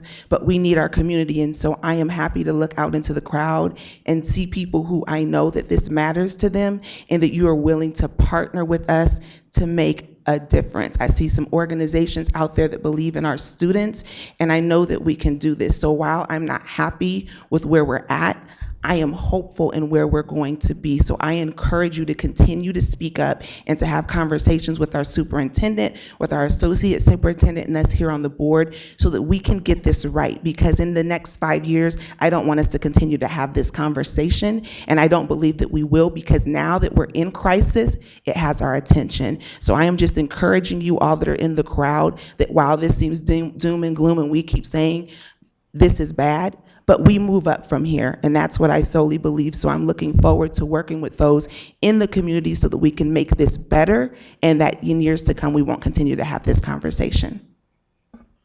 Ms. Anderson, thank you. I agree with you. The one thing that I haven't heard tonight, is I do believe that everyone needs to be at the table, but we haven't.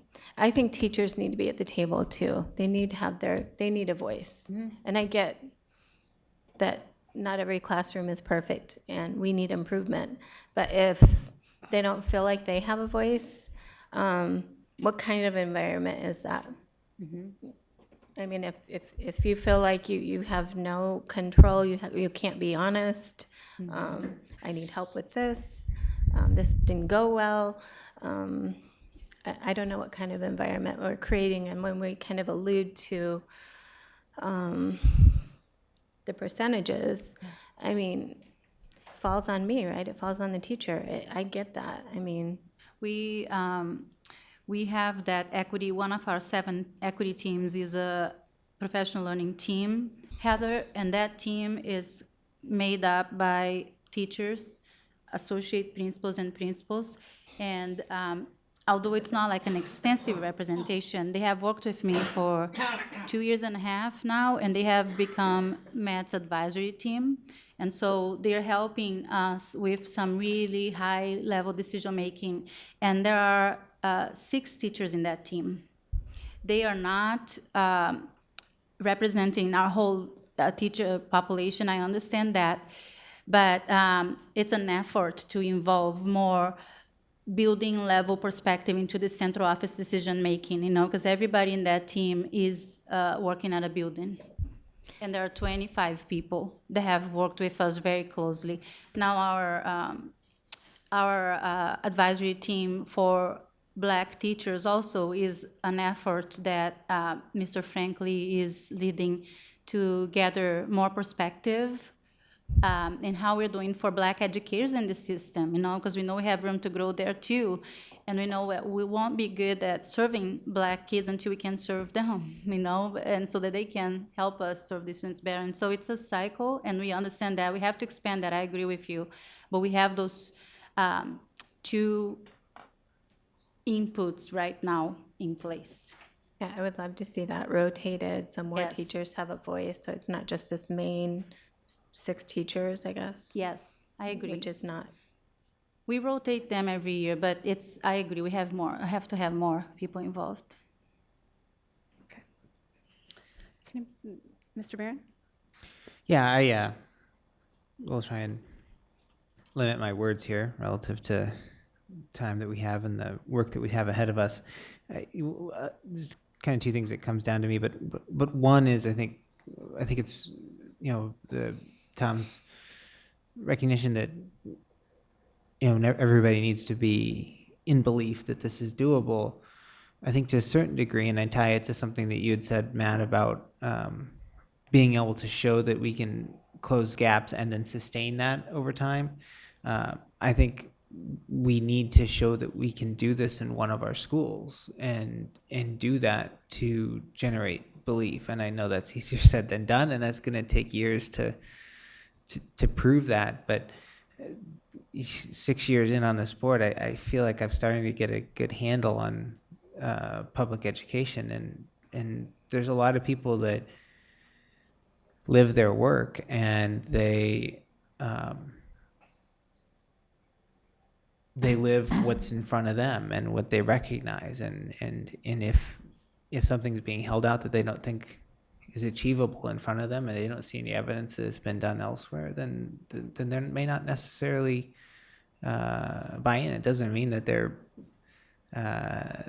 bad people or they don't necessarily belong in that space, but we have to be able to show them that we can do this. I don't think that there's any lack of belief, and I actually there's a heartening aspect to this conversation, as dire as the situation is that the tenor of this conversation between the board and the leadership is different than it's been in the last couple of years, when we have faced this report and really struggled with what was reported in the district's assessment of their work.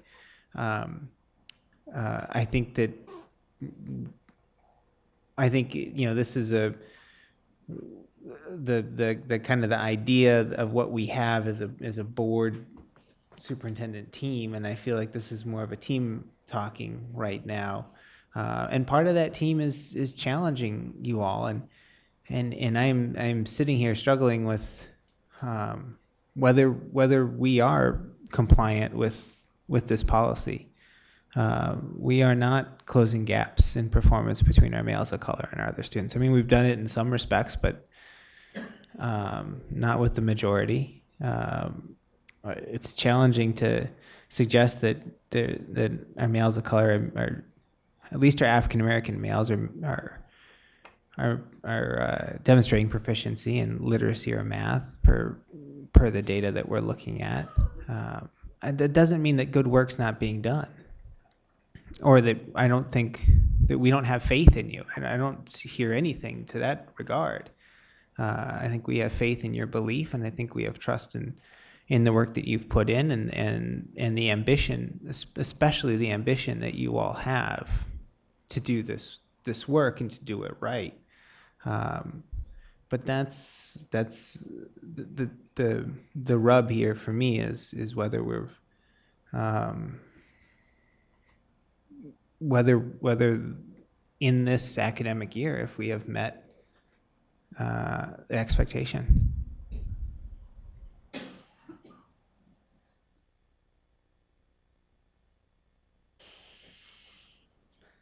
Any other questions, comments, board?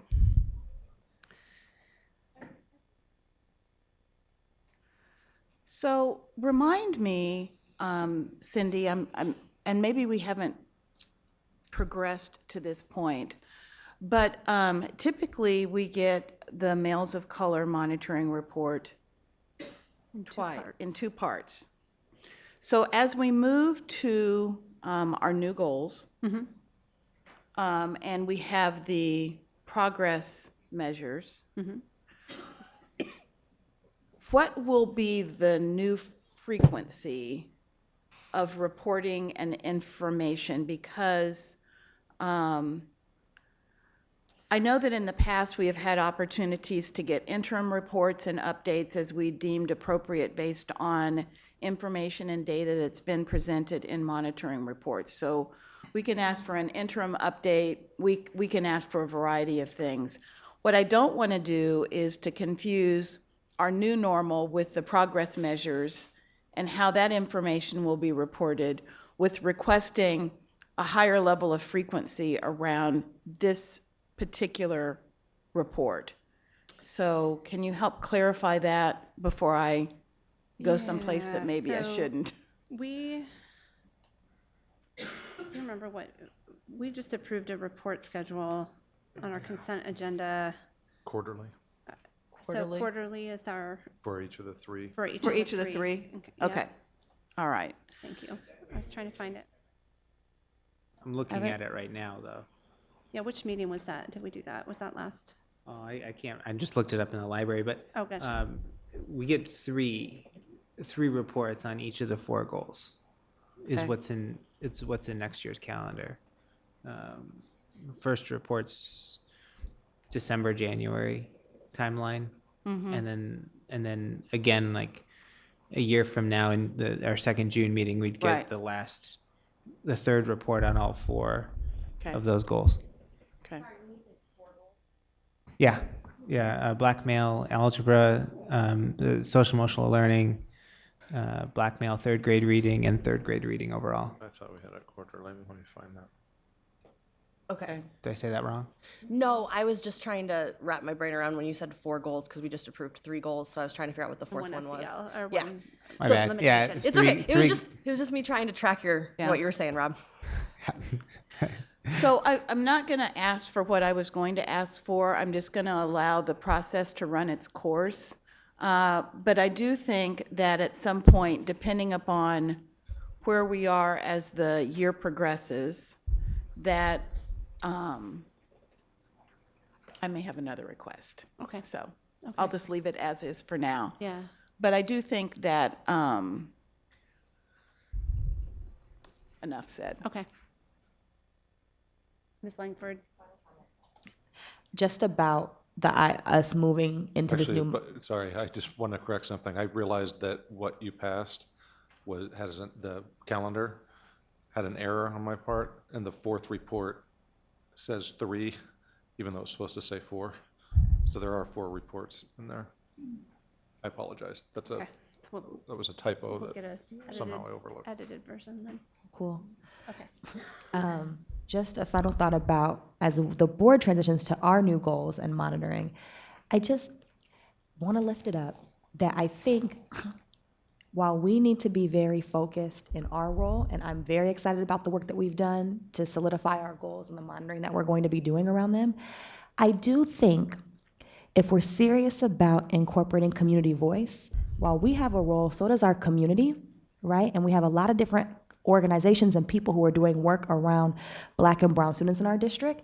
Some of the data that's in that Males of Color monitoring report is still really good information to know. And while it may not be our priority of focus, there are other groups in terms of discipline, attendance, those sorts of things, who might actually really value that information and can use it to inform the work that they're doing if this is really a joint effort. So I just would advocate, and I know we'll have further conversations about this as a board about what this looks like, that we include that as we have information-only items, we do things on consent agendas.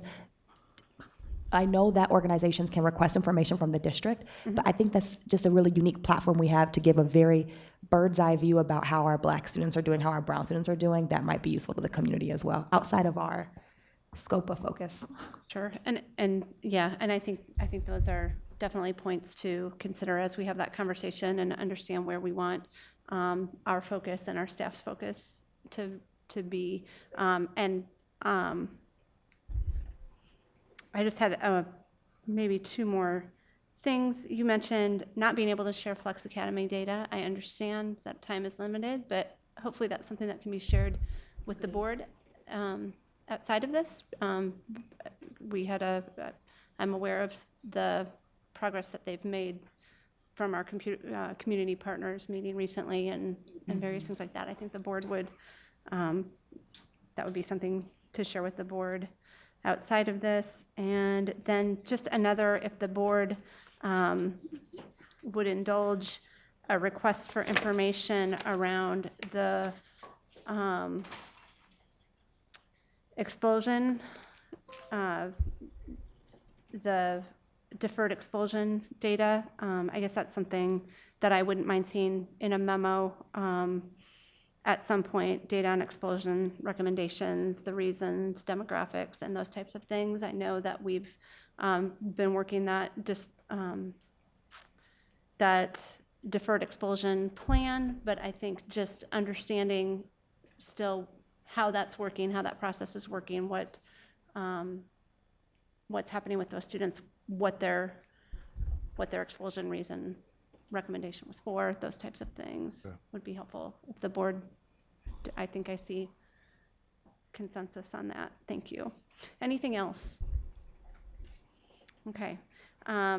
We do have a motion by Barron and a second by Caldwell Johnson. And this is to accept the report as partially compliant. So I will ask the board to vote.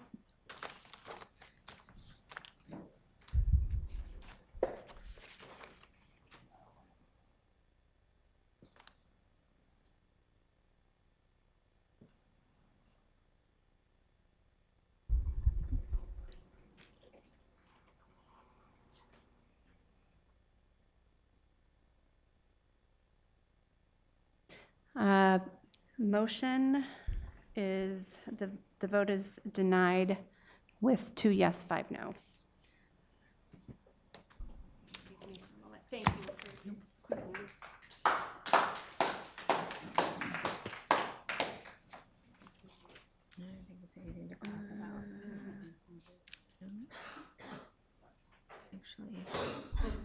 We shouldn't be applauding that.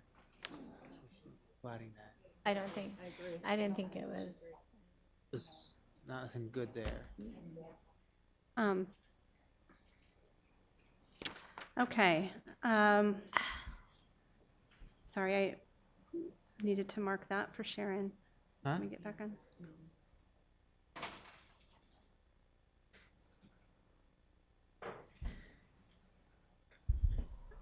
I guess I'm going to take a point of privilege here for a moment. I understand that there was some applause among the group here. As we have these monitoring reports and are receiving this data, I think it was very clear that none of us, including staff, were happy with the report. When we talk about compliance and partial compliance and all of the data points that we have,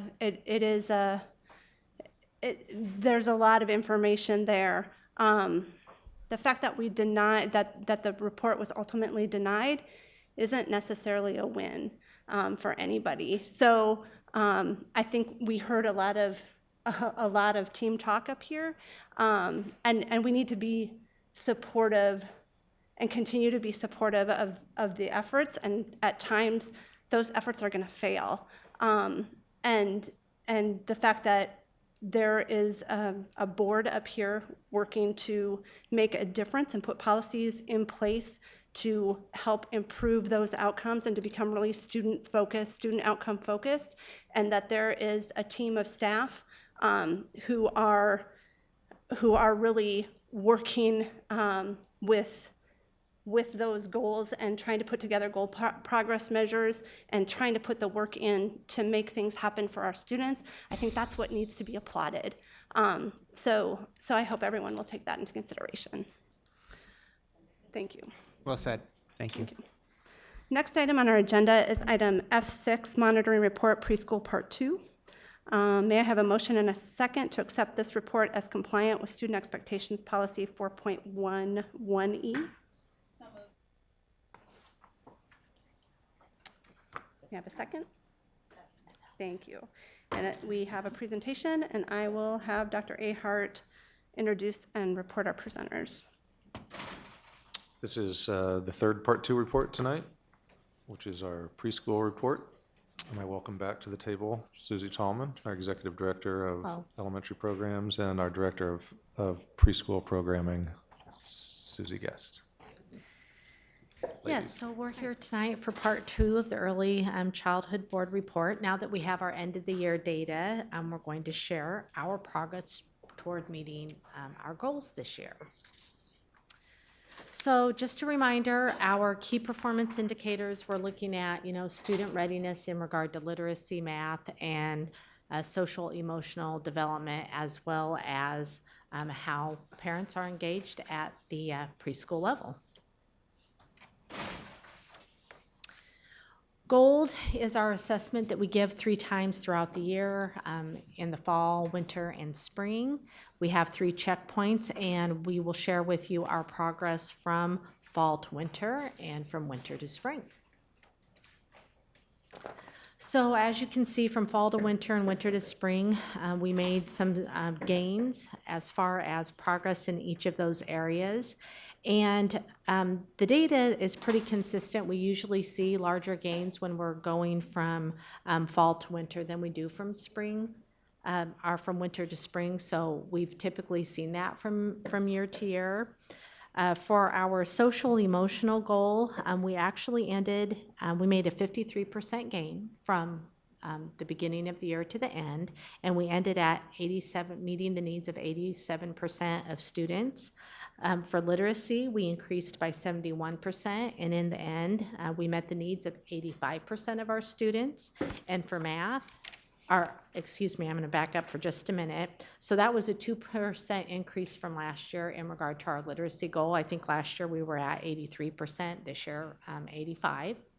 And then for math, we increased by 67% from the beginning of the year to the end, and we actually ended up at meeting 74% of the needs of students, which we have had math as a focus at the preschool level and gradually making some progress with that. Saw a slight increase from last year from 73% to 74%. One of the other things that we've done in regard to the preschool data is just take a look at the students that 15 to 20% that we didn't meet their needs, whether it was social, emotional, literacy, or math, and looked at exactly, who are those students.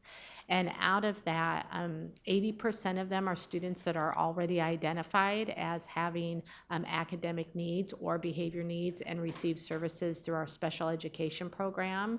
And so the remaining 20%, which is interesting, is really across all subgroups. There isn't one, or all student groups, there isn't one that comes to the top out of that. You just kind of see across the board that, in each student group, that there's, a small percentage of students that we need to be looking at. So the good news out of that is we're able to really zero in on specific students and be more intentional with our plan from summer and transitioning into kindergarten, just like we do for our students that are receiving special education services. And then just one more thing to piggyback off that. In your monitoring report, we didn't include it in the PowerPoint because it's already in your monitoring report, but you'll note it has gold data on literacy, math, and social emotional development, and there's no gaps in the development between subgroups. They're all quite even. And so that is in your monitoring report. So I just wanted to make note of that. In April, when we were here, when Susie and I were here last, one of you asked about behavior incident reports because I had reported on those the year before. So just kind of wanted to include that in the presentation tonight. So what is a behavior incident report? Well, for the first 30 days of school, we teach all of the children what our classroom expectations are. And after that time, if there is a behavior that is disrupting instruction, even instruction for that child, but particularly for the whole other group, the other 19 kids, then we will complete what's called a BIR, or a behavior incident report. And again, that's when it's interfering. We take a look at that data monthly to determine trends and to develop plans. Now, some of those behaviors might include unsafe behaviors like throwing chairs, climbing shelves, running out of the room, yelling, cussing. So those are the types of things we write those on. So in taking a look at the data,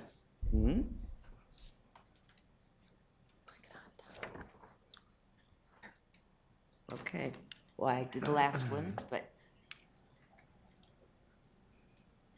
I thought I had the magic touch. oh, there. There we go. Okay. So if we look at this graph right here for the behavior incident reports, this is our core report. So what this is indicating is that in preschool, we have a very strong core, and that overall our expectations are being taught, because you can see that 89.42% of the students, and we're looking at the light blue because that's this year, 89.42% of the students only had 0 to 1 referrals. Okay, so that's all about teaching our core, teaching our expectations. Number of referrals, students that had 2 to 5, it's 4.87%. And students with 6 or more referrals was at 6%. So again, the majority of our kids know what our expectations are. So I want to take a look at our BIR data by race and ethnicity. Now, if you look, let's focus on the light blue again. 48% of our BIRs were written for African American students, but only 20% of our population was African American. So that's quite a disproportionality there. Asian, 4% of our BIRs were written for Asian students, with them being 13% of the population. Hispanic was 10% of the BIRs written, with 21.5% of the population. Multiracial was 7% of the BIRs written, with them being 5% of the population. White is 31% written, and white is 38% of the population. And then males of color, 46% of our BIRs were written for males of color, and they're only 17% of our population. Okay, that in itself looks pretty discouraging. But what I want to do is I want you to take a look at the next slide. Because once a student receives a BIR, it's not like you can take it away. It's there to stay. But what the data shows is that the number of BIRs reduced every month. So in October, for our African American males by month, 12.67% of those BIRs were written for African American males. But based on that and analyzing the data, creating those relationships with the children, creating the relationships with the families, putting plans in place to meet their needs, if you'll notice, each month that goes down because we're meeting their needs. And by May, only 1.77% of BIRs were written for African American students. But I think that's the power of the relationship, and that's the power of putting those supports in place that the children need. So this, to me, is showing we're doing what we need to be doing. We're looking at those children individually and knowing them by name and figuring out that plan for them, which is reflected in our month-to-month data. So overall, what does our data tell us? We have very strong universal core instruction in both academics and behavior. Literacy, 85% of our students were kindergarten ready. Math, 74% were kindergarten ready. Social emotional, 87%, and that's all gold data, those first three. And then our BIRs, 89% of them receive 0 to 1 BIRs, or behavior incident reports. Now, and as Susie said a little bit earlier, so what about in literacy, that 15% that's not meeting there? 67% of those students were actually early childhood special ed. And so the kids that weren't meeting, the majority of them, 70%, 80% of those kids are already identified as in need of support and services and have that through their IEPs. Next steps. Well, we're going to continue analyzing our data just as we are right now. Our literacy, or I mean our gold data in literacy, math, and social and emotional.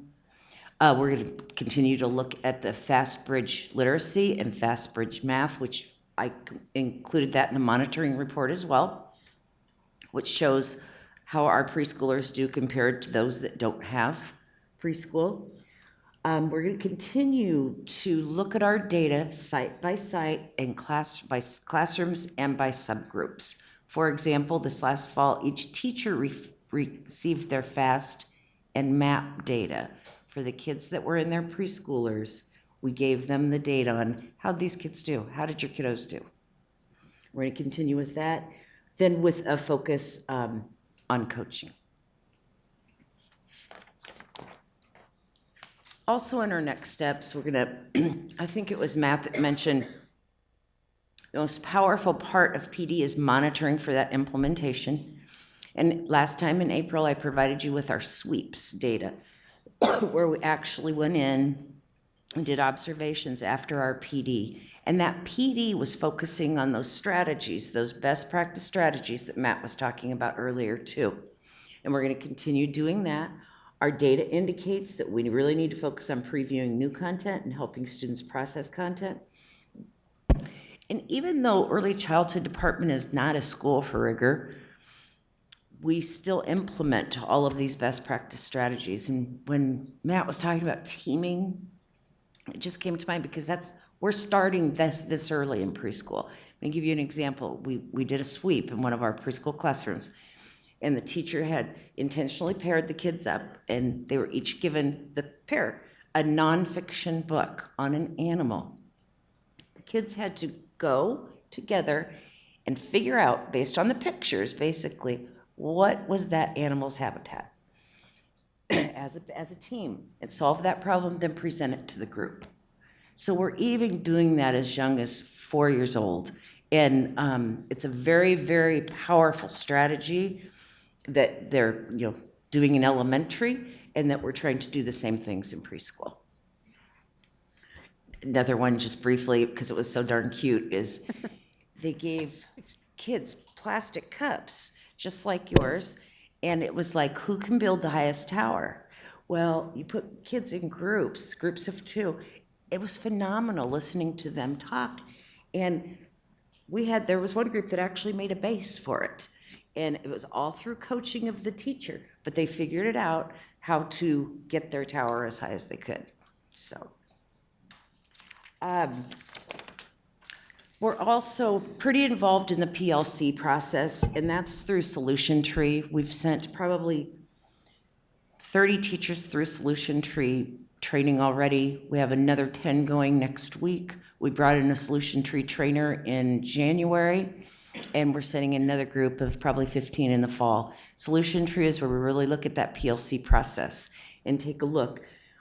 So what we've done with that is that we've identified 8 essential objectives, and there are gold objectives, and we've unpacked those. So what does it look like to teach? And then we've created formative assessments so that we're all teaching and assessing the same so that our information is valid. We're doing that for 8 of those essentials. It'll take some time. It's a work in progress, but we think it's very important to look at student data skill by skill and student by student, and that's the intent there. And then the last area, last time we were here, you asked about the plan for equity training and cultural proficiency. And I indicated that as a leadership team, we do attend leadership training with the district.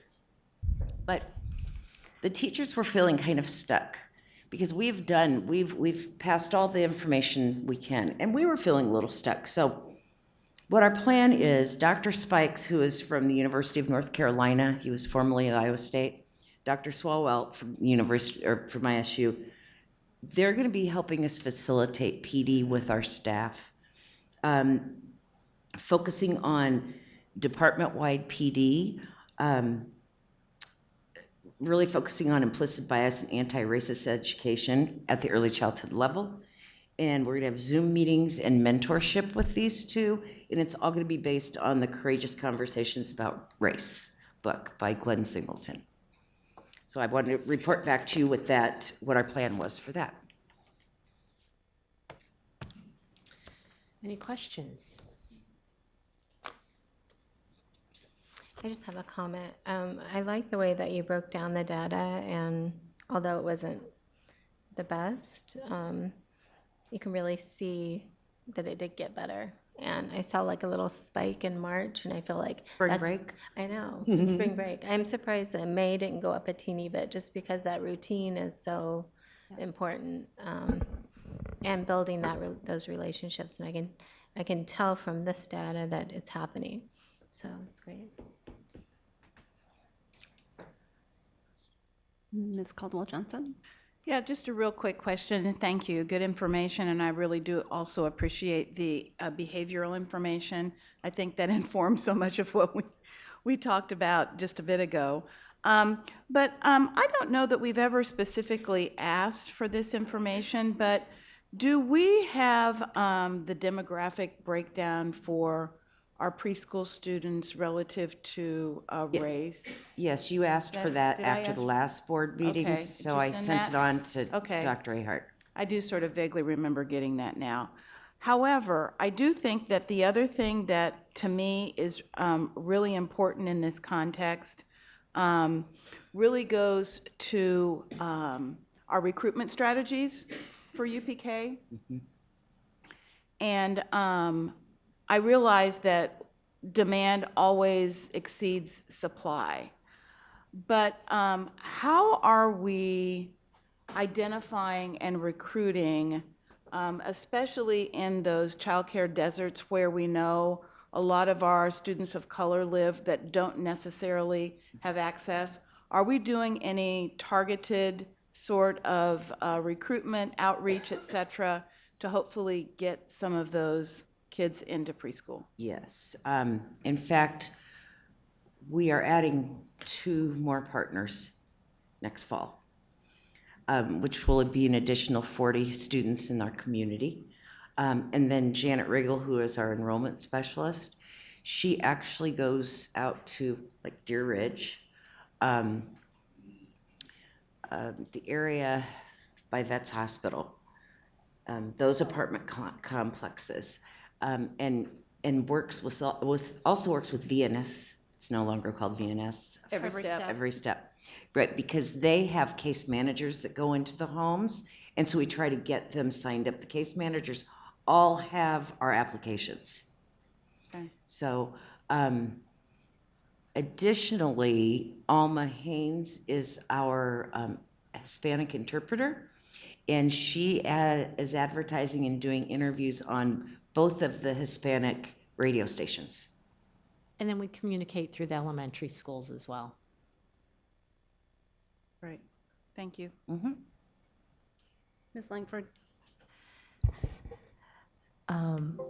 Thank you so much. I would really appreciate that when you all have reports, you always get the information that we asked to us from our last board meeting. I've noticed that consistently over the 4 years that I've got to sit here. So thank you for following up on that information that we had asked for.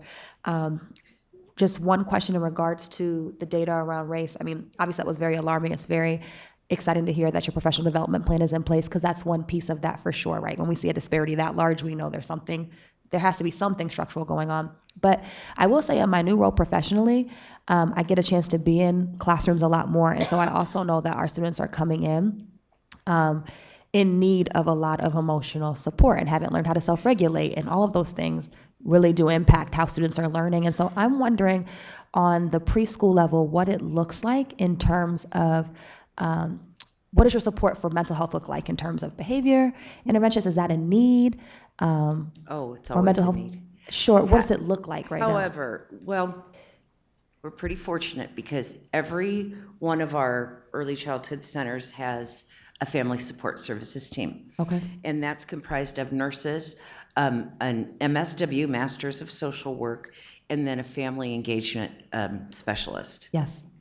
And so we are all PBIS schools. So we do the first 30 days, it's teaching what our expectations are. But for a lot of kids, that doesn't go far enough. And so you talk about trauma-informed Yes. instruction and building those relationships.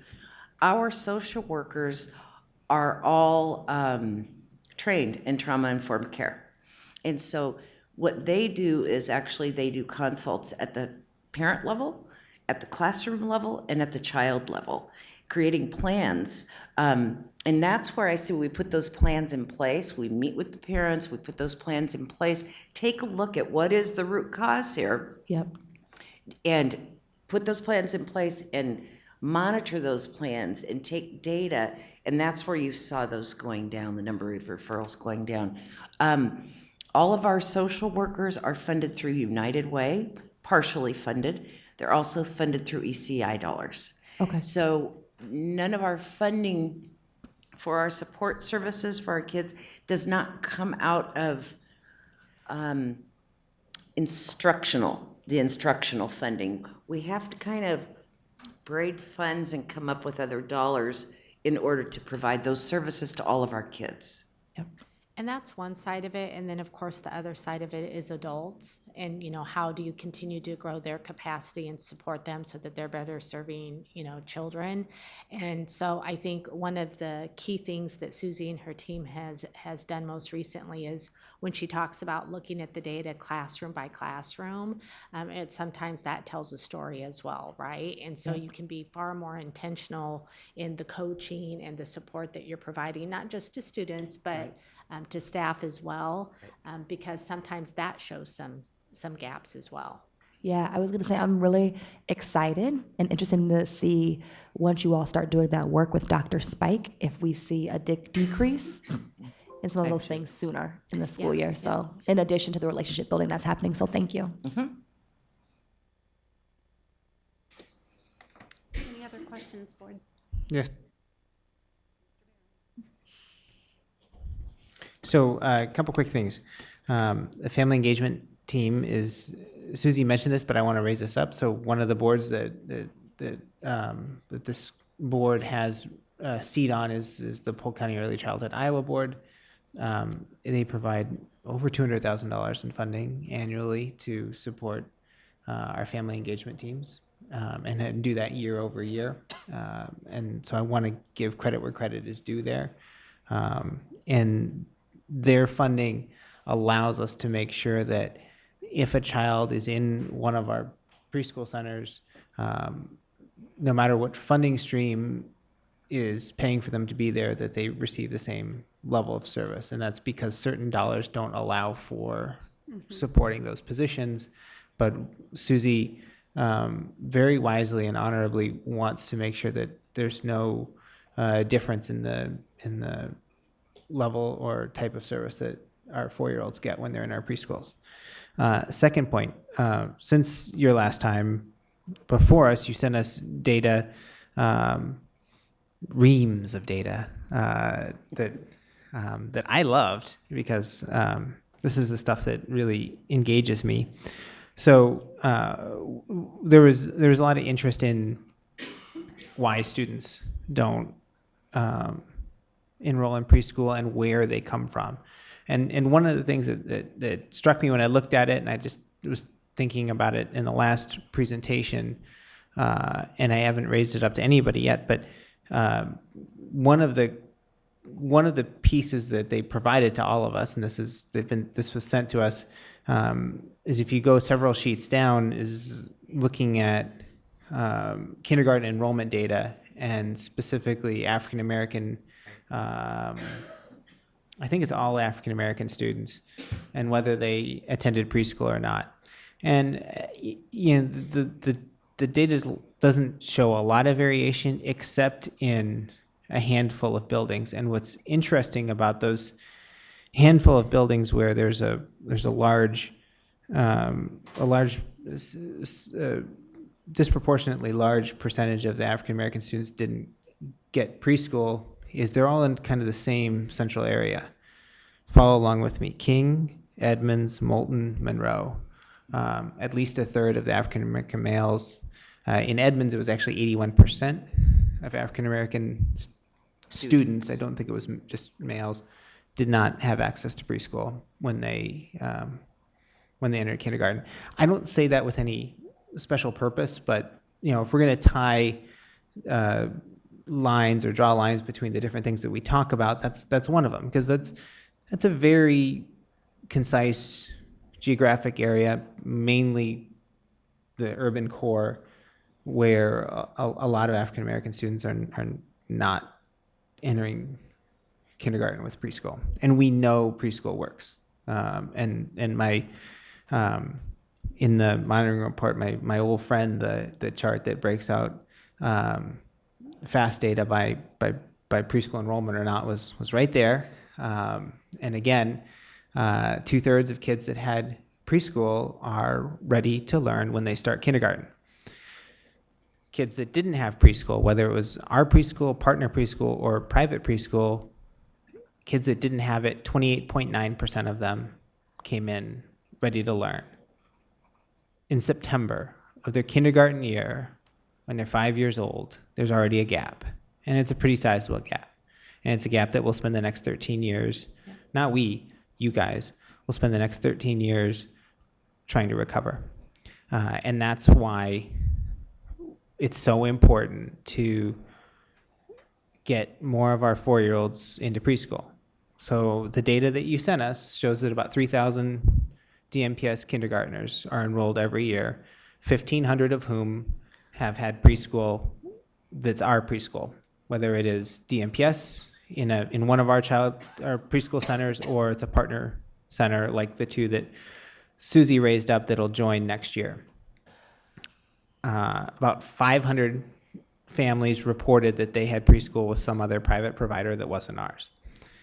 That leaves about 1,000 5-year-olds that as a 4-year-old did not have access to preschool. We can't serve those kids because the Head Start's capped, Shared Visions is capped, and the Universal Pre-K program only works on prior year enrollment data. So we get the money next year to serve next year's kids based on how many we served last year. So if we're going to expand the number of kids that we serve in preschool, we have to come up with both the space to serve them and the dollars to fund a teacher, an associate, and the supplies for that classroom. A total that's roughly $125,000. And that's why we are out here right now trying to raise that amount so that we can fund a classroom, because we have a room. I was there this morning, and I told all the folks from the Head Start committee, hey, we're not meeting here next year. This is going to be a classroom next year. It's a rare situation when we have a room that we can convert into a preschool classroom. But the challenge is we don't have the revenue. We cut $24 million out of our general fund budget for this next year. If we're going to bring in more 4-year-olds next year, we have to find $125,000, and we are over $50,000 of our way towards that goal. A couple more contributions just came in today. And I'm not going to stop talking about this for the next 2 months. And I know my colleagues are not going to stop talking about it either. And we're going to get there. And then once we get 40 more kids in our preschool next year, then we're going to see what it's going to take to start chipping away at the next 960 of them. Because it's the right and honest thing to do. And, The crazy thing about it is that in very rare circumstances, we have to talk about access to education. For kids 5 years and up to 21, depending on their special education circumstances, they have access to education, guaranteed. If they're 4, they do not. Did their parents sign up early enough? Are they able to transport them to one of our centers?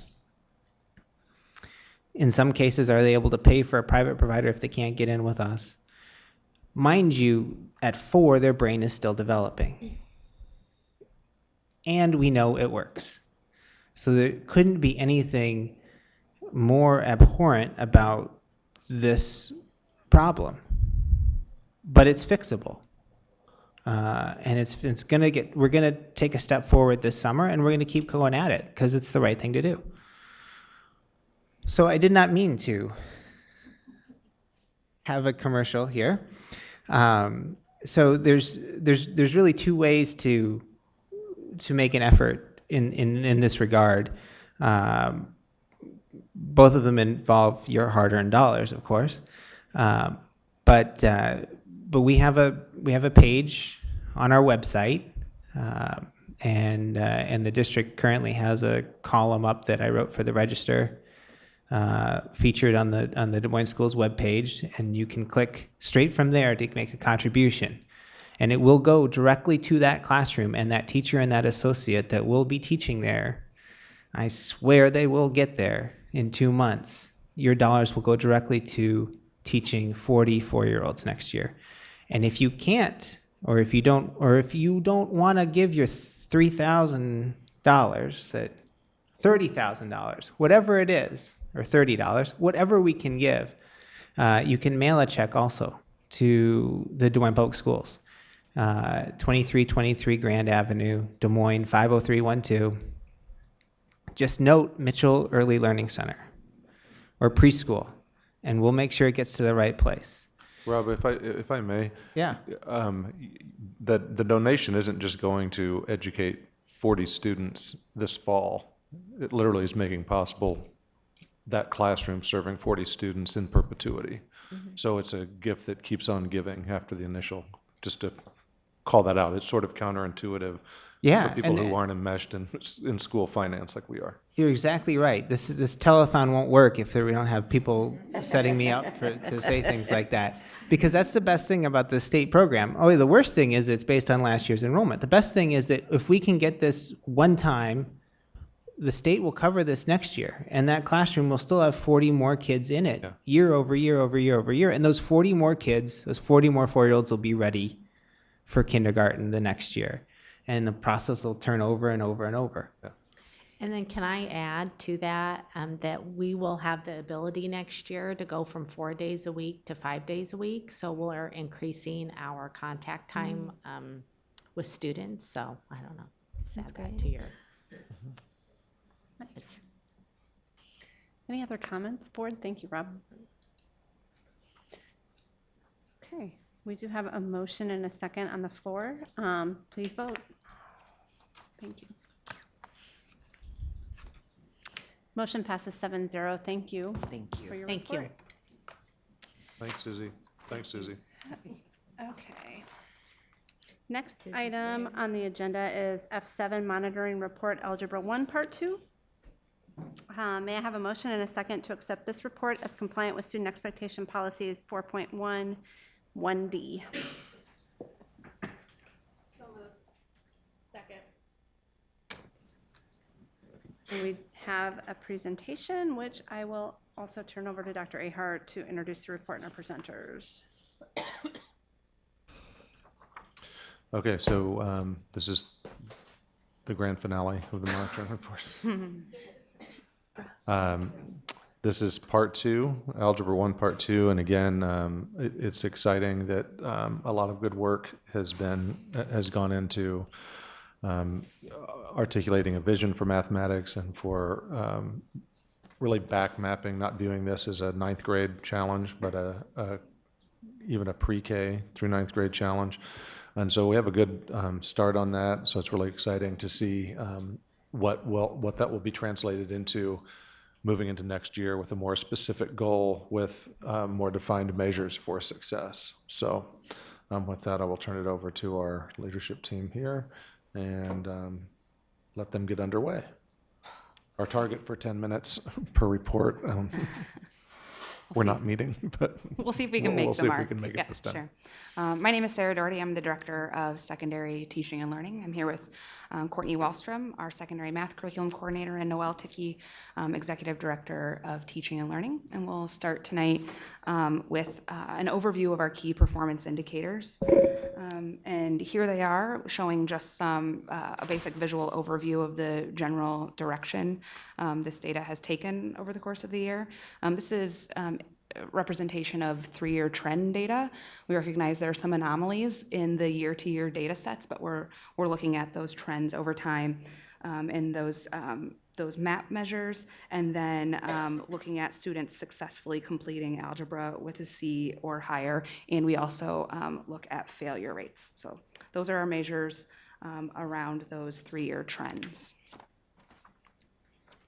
First, we'll start with the percent of 8th grade students meeting the fall to spring projected growth trend. And as you've heard already in a number of our reports tonight, that's those students meeting those goals set based on their fall performance. We had some celebrations for our students in our Asian student group and our multiracial student group. And we still have areas of concern around our white student group, our special education student group, and African American student group.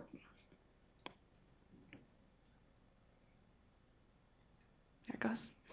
This is looking at 9th grade MAP data, fall to spring, those students meeting projected growth. That trend data, multiracial students up almost 15%, an area for celebration, and our Hispanic students up almost 8%. So those are some significant movements.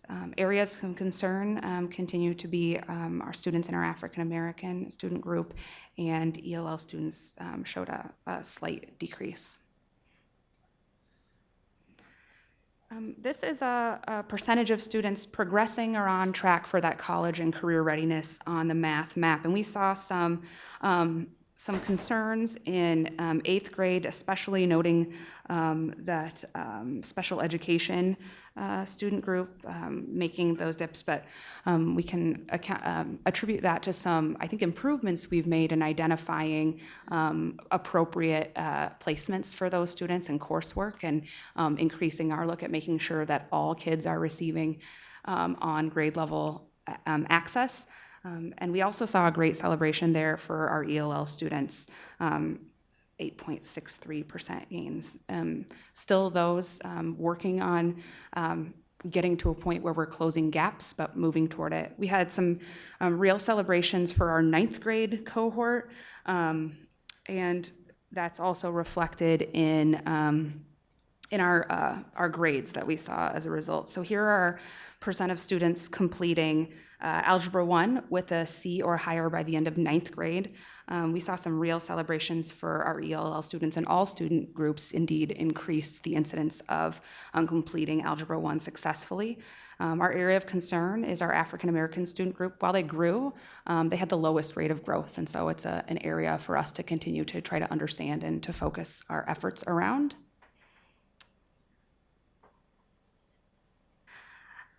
We also wanted to include some important data that wasn't necessarily called out for in the KPIs, but data that we look at. And I think, Rob, got to your point about schools doing it, because that's not always indicated in that trend data, and certainly not in aggregated data sets of all of our schools. And so this is the spread of 8th grade MAP, percent of projected growth data spread. Those top two numbers, that 59.79% and the 61.90%, are two lowest performing schools in terms of students meeting that the amount of projected growth met. And then we have two schools for whom they exceeded that. They were growing students at a rate that closed gaps, 128% and 139%. And so when I think you've heard conversation tonight about supporting schools differently. This is a clear data set that says some schools need more support, and rather than spreading ourselves equally over all of these sites, there are places for us to do work that will make more differences, and there are places who are absolutely getting the job done, and it's time for us to learn from them. And so Courtney's going to talk in a moment more about what that looks like in some more detail.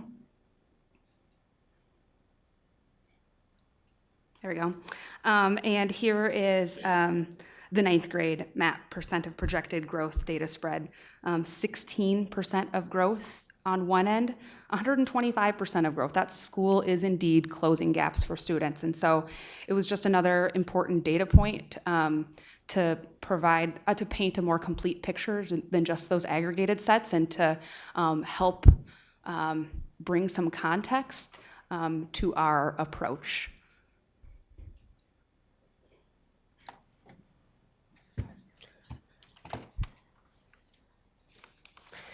Several years ago, the K-12 math leadership team was formed out of the recognition that Sarah mentioned, where we recognize that our Algebra 1 issues don't start in 9th grade, and they really go all the way back to pre-K or kindergarten. And so kind of making that vertical through line, I think, is really important.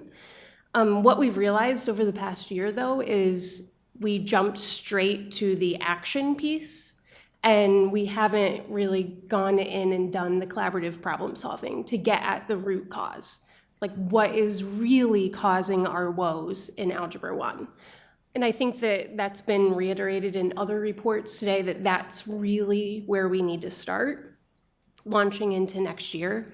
I am very excited when I think about the new board goals that you have set forth, specifically around math. I think it helps really provide a lot of clarity, and it'll help that team have a clear focus for what we're going to problem solve around, and then also set actions around.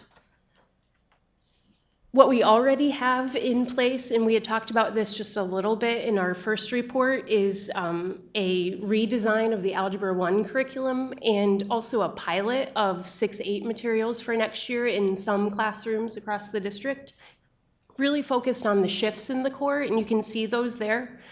When we designed the original, like when the core was released, we focused a lot on the focus bullet there, where we prioritize standards. And what we realized this past year in doing an audit of the curriculum is that we're really missing that balance in the final bullet there, the balance between conceptual, procedural, and application. And I think that's really echoed in our students' feedback, that in Algebra 1, it's just straight procedural, like solving equations, doing rote math.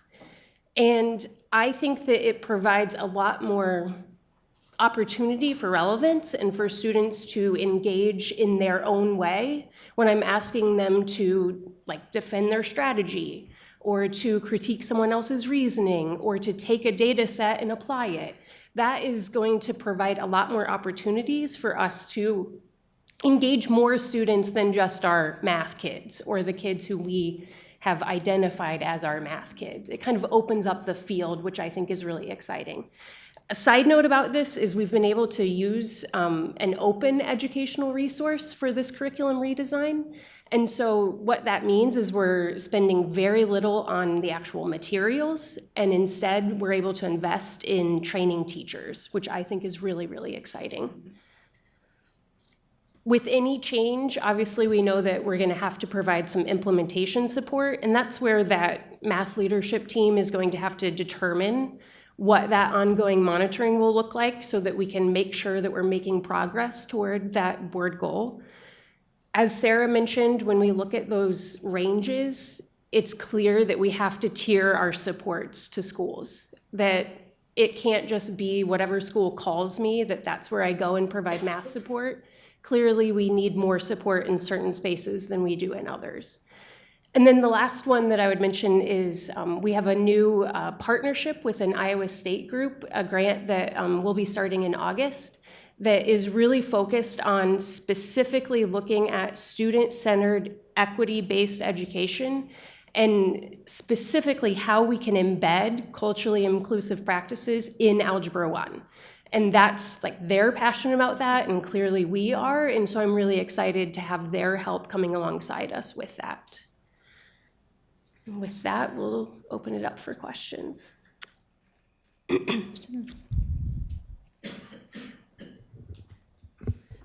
I just wanted to raise up that not only are we pretty aggressively, I would say, going after raising the bar for kids with our new goals, but we're also raising the standard for what we're saying is acceptable with that goal. Right. And I think a lot of that is tied to, if we can get kids to that level by the end of 9th grade, that opens up so many more possibilities for upper level math. It opens up more possibilities for STEM opportunities within our school and continue to strengthen those, but also career opportunities for our kids. Because I know even when I went and toured the facilities for some of the plumbers and steam fitters, and when they were talking about even what the types of levels of math that their apprentices needed to be successful, so many of them were needing to go take remedial math at DMAC to even be able to do an apprentice level program, which isn't one I think that we traditionally think of as being rigorous math science. We usually think of our really good math science kids, going on to college to become engineers, but they're needed in electrical, in HVAC, in so many of those. And so I think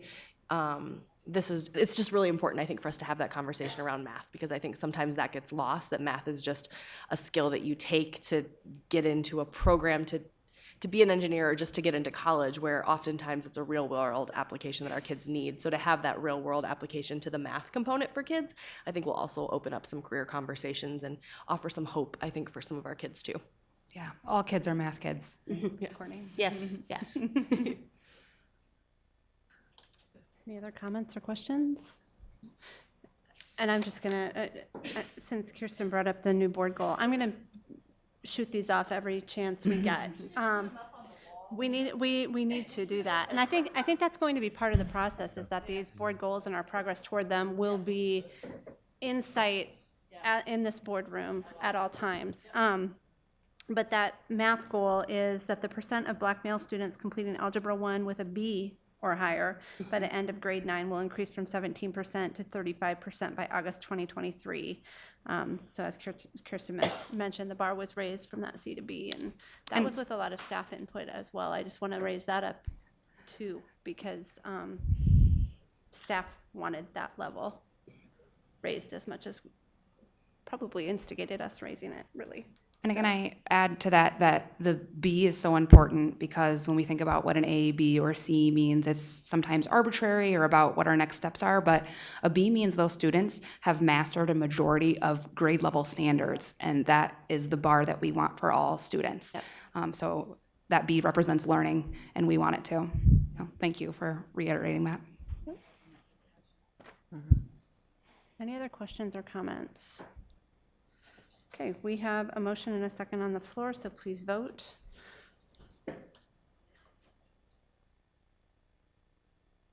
Motion passes 7-0. Thank you. Next item on our agenda is item F8, Immigrant Heritage Month resolution. And I'm actually going to turn this over to Mr. Barron to give some background on this item. Thank you. I'm excited to talk about this. So June is National Immigrant Heritage Month and has been for the last few years. It was something that was, I think, inaugurated in the Obama administration. And at the end of May, I got an email from an organization I'm part of called New American Leaders. New American Leaders is focused on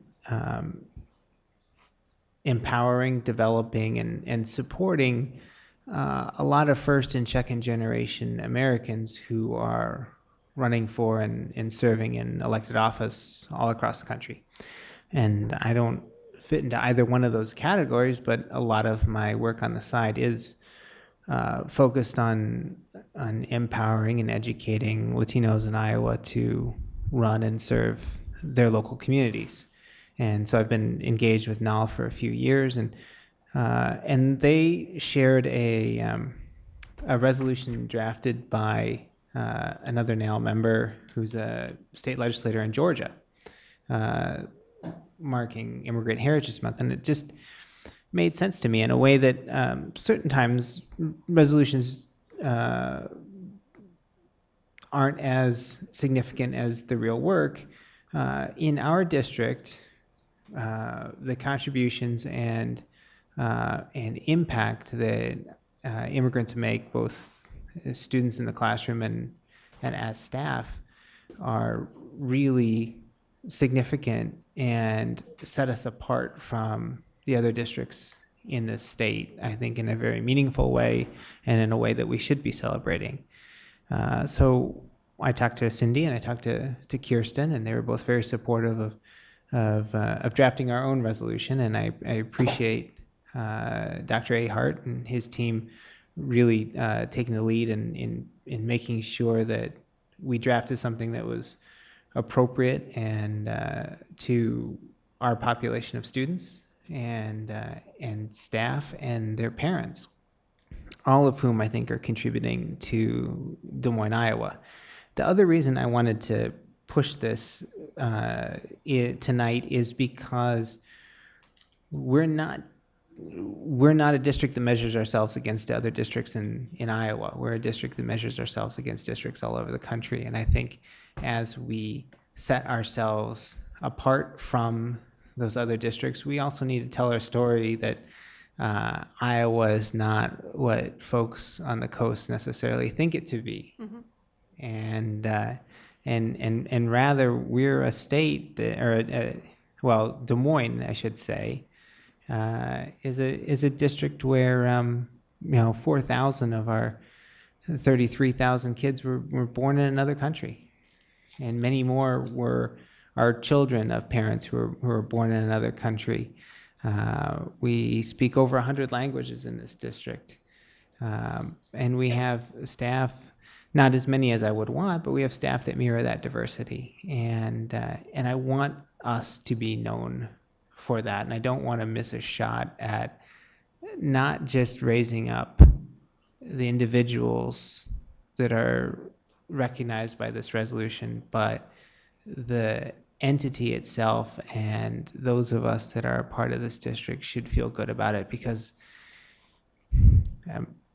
you all know I got a 6-year-old son and a 1-year-old daughter, and they will be graduates of this school district, and I'm really proud of that, and I'm really excited for who Javi and Mira are going to meet and learn from in their classrooms for all their years in this school district. And I'm not talking about their teachers. I'm talking about the kids that they're going to be in there with. So I appreciate your consideration of this resolution, and I look forward to any further discussion or questions.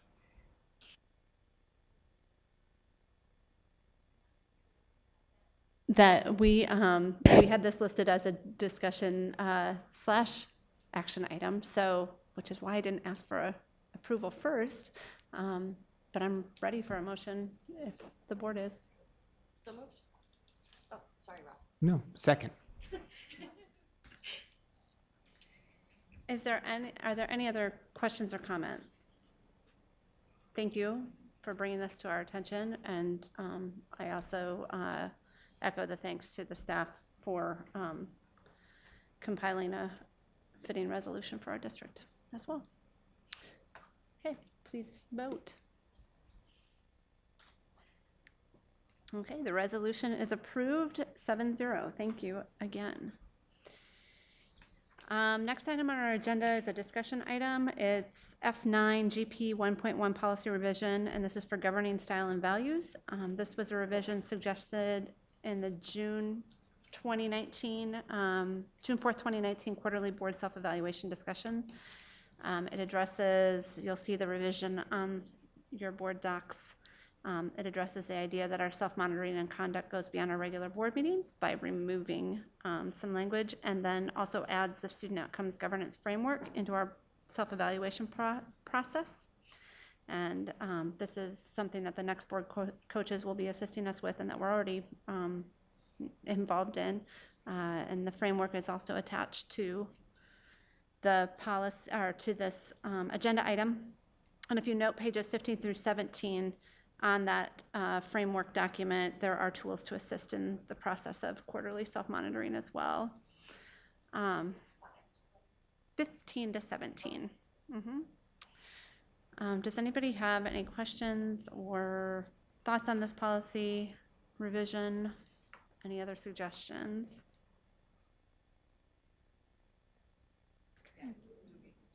Okay. I guess I'm going to make a plug here too, that as we finish the 40X book study, which we're doing after this tonight, that I would suggest that setting a wildly important goal regarding our achievement score according to this student outcomes focused governance rubric could be very beneficial, and hopefully something that we can discuss more. Because when we're talking about lead measures that drive outcome, the research has already been done for us through this model, and around where behaviors, adult behaviors of our board governance team contribute to effective governance. And the scoreboard is already set for us. That's that page, those pages 15 through 17. It would keep us focused on our role as a governance team and may allow individual board members to make commitments to behaviors and activities that improve those scores, which in the end improves our district performance. And then the board work plan could be aligned with those commitments and goals. And that agenda item, that is our board work plan, which is coming up next, could serve as our WIG session. While not weekly, that might be what we have to settle for as our board meets. So I just want to put that out there for thought for further discussion later. And with no other suggestions, we'll just have this policy revision on the next agenda for action on the consent agenda. So thank you. And I think we're ready to move on then to F10, which is our board work plan, and further details what we have committed to doing to fulfill our governance duties with integrity. And it's a standing agenda item as part of our self-monitoring and accountability process. And I will turn it over to Kirsten.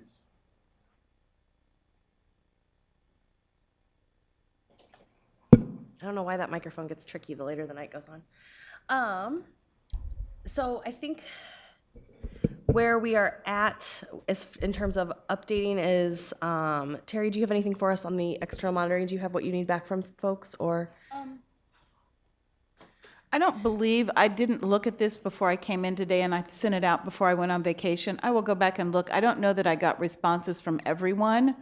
And I couldn't get it to populate into SurveyMonkey to work the way I needed it to, so I just sent out the document to everybody and just ask you to rank. But I will go in and double check, and individuals that have not received a response from, I'll resend. Okay, perfect. Thank you. You know, vacation just gets in the way of my board work, sorry. Yep. And then we'll complete our ongoing professional development on 4DX. And I think in addition to that too, we were invited to participate in some Covey, some Franklin Covey work next week, which I'm planning on being there for at least part of both of the days. I don't know, I know Terry, you had mentioned that you wouldn't be able to join us for the first day, so it probably didn't make a ton of sense to come for the second. I'll be there. Cindy will be there. Is anyone else able to join us at all? I believe so. I might have one day cut a little short. Okay. And that's kind of where I'm at too, yeah. So, and we can discuss that more in work session, but we're wrapping up that cycle of our professional development. KPIs, now that we have our goals approved, I know we'll continue to work with board or with staff on that. Tom, do you have any updates, or is there anything that the board should keep in mind as we continue to look at KPI reviews? I don't think so. Okay. I didn't mean to put you on the spot, but I just thought if anyone had an update, it was probably you. Community workshop, I think we're working on that in our work session. Yep. Is that correct? Okay. Just have something to. And then the evaluation tool for the superintendent, I had that on June 4th that you had updated the tool reflecting this year's evaluation. And do we have an update for that to the board, Cindy, or? Yeah, I guess I could send it out to the board, but we had mentioned, I think I mentioned at the last meeting that it was the same tool as we used at this last evaluation, updated with the new information, and it will also then, it hasn't been updated with the new goals, the 3 goals, and the new management limitation, because we just adopted those tonight. So those will be added. If the board would like me to send that out, I can. Otherwise, Tom has received a copy of it, and I think, I don't think had any feedback. Okay, so I'm just gonna mark that as, that was just the one thing that I wasn't sure if it was So I guess done. if you want to take a look at it, you can let me know individually. Okay, perfect. And then the only new thing that I believe we had added was, this is something we've been continually talking about, is updating the language within the treatment of employees. And so we probably need to just decide how we would like to do that work and what our timeline might be. Oh, and that's around what we want to see on the report. So I think, Yeah. And we just said to set a collaborative work session, so I think we should probably, do we need to do that during agenda planning tomorrow? Does the board have a? I think that's something we maybe just need to talk about in agenda planning, about what that really Perfect. means and what we. Okay, is there anything else that anyone is thinking we should tackle this summer?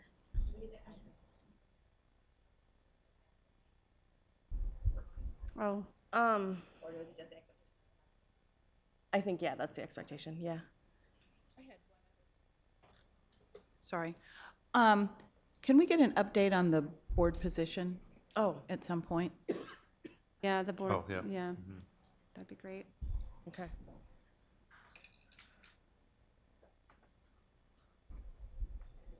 Okay. Thank you. That's all I have. Okay. The next on the agenda are items of privilege. And I'm just giving the reminder that our next board meeting is July 9th. That's the only meeting we have in July.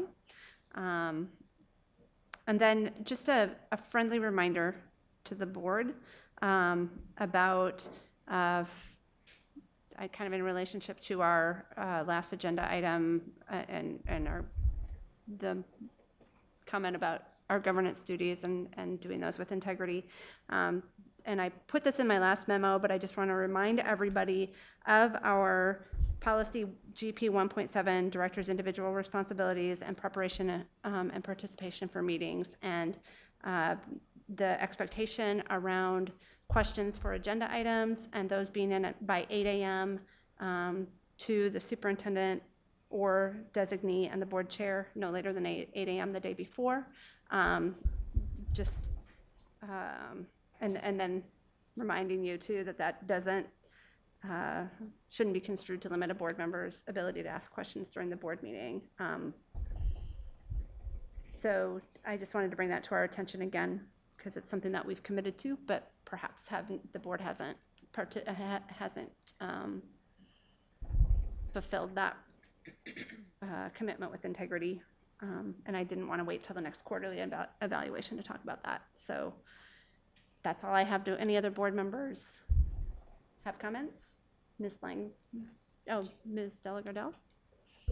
I will not be here for the July meeting because I will be going on vacation, but what I wanted to highlight for the community was we're going to have between 400 and 500 millennial progressive leaders descending on our city in late July as part of the New Leaders Council National Convention, and I'm heavily involved in that. And so if you are seeing any of these leaders in our community, they're coming from out of state, and oftentimes they want to learn from experts in our community and in Iowa and take ideas back to their community. So if you just would like to be more connected with a young leader, I would be more than happy to make that connection. So, or board members, if any of you would like to as well. Thank you. Ms. Langford? Ooh, my heart is pounding and no one is here still, so it's probably time to talk about this. 4 years ago, I was a 22-year-old student, and I was a recent grad, very passionate, and had this crazy idea to run for the school board. And I was so fortunate to have a team of people surround me and help me do that. And District 2 came out and supported me and elected me to the seat, and it has been such a privilege. And so, God, I'm getting emotional. Yeah. So it's with very mixed emotions that I say that I will be resigning from the seat effective after the next election, the first board meeting after our election in November. And I just want to say that it has been my extreme pleasure to work with this phenomenal group of people, our board members who sit here now and who have moved on, are so committed to the students that we serve, and it really has been the highlight of my time. And our superintendent, as much as we go back and forth, I have so much respect for you and all of our staff. And most importantly, our students. I have taken so many lessons away from them, and so proud of the students that I've had the opportunity to connect with and those that I haven't. And so I guess I want to say to the community, thank you so much, particularly for the residents of District 2 for your support. I have committed that the next 6 months, I'm not going anywhere anytime soon. I have 6 months. I will be working tirelessly with these individuals around the table to fulfill the work that we have set out to do. And yeah, it has been a privilege. I will say, because of time, we can save the I miss yous and you've been so great, just because we have a book study to get to. I know you guys love me, and that our work together has been impactful. Right, we don't need to do that night. We can do that another time. We ain't got to do none of that now. Why but, were you assuming those were coming? Oh, Right. you knew. A little you love presumptuous me. here. For the 4 years public, ago, I was in my mid-40s. for the public, they love me.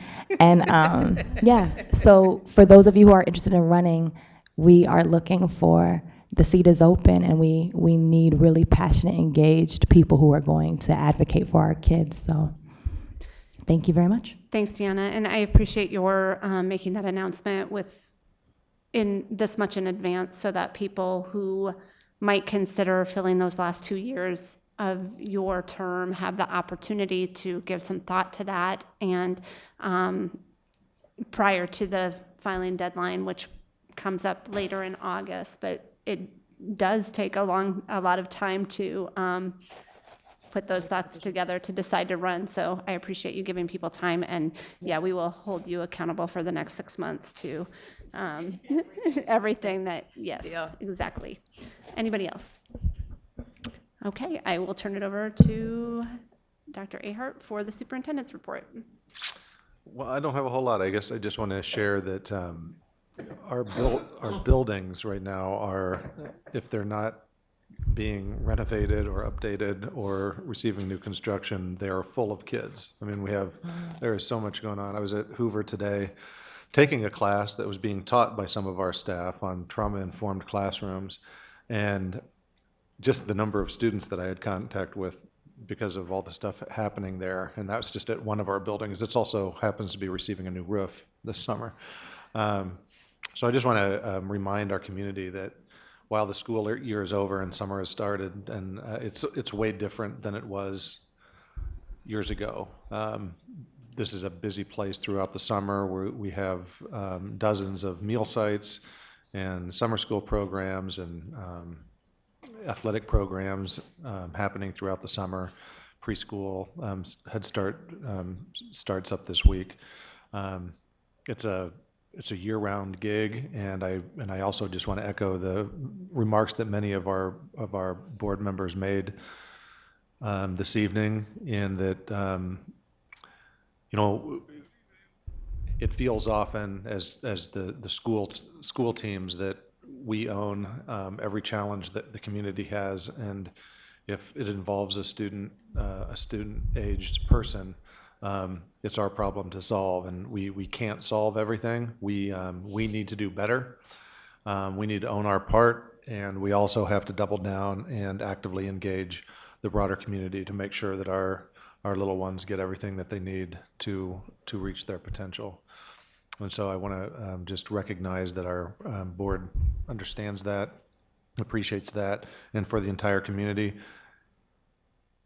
our children are all of our responsibility. So thank you in advance for taking some extra time and energy and resource to make sure our little ones have what they need. Thank you. And I will adjourn this meeting, and we'll start the work session in the next 5 minutes or so.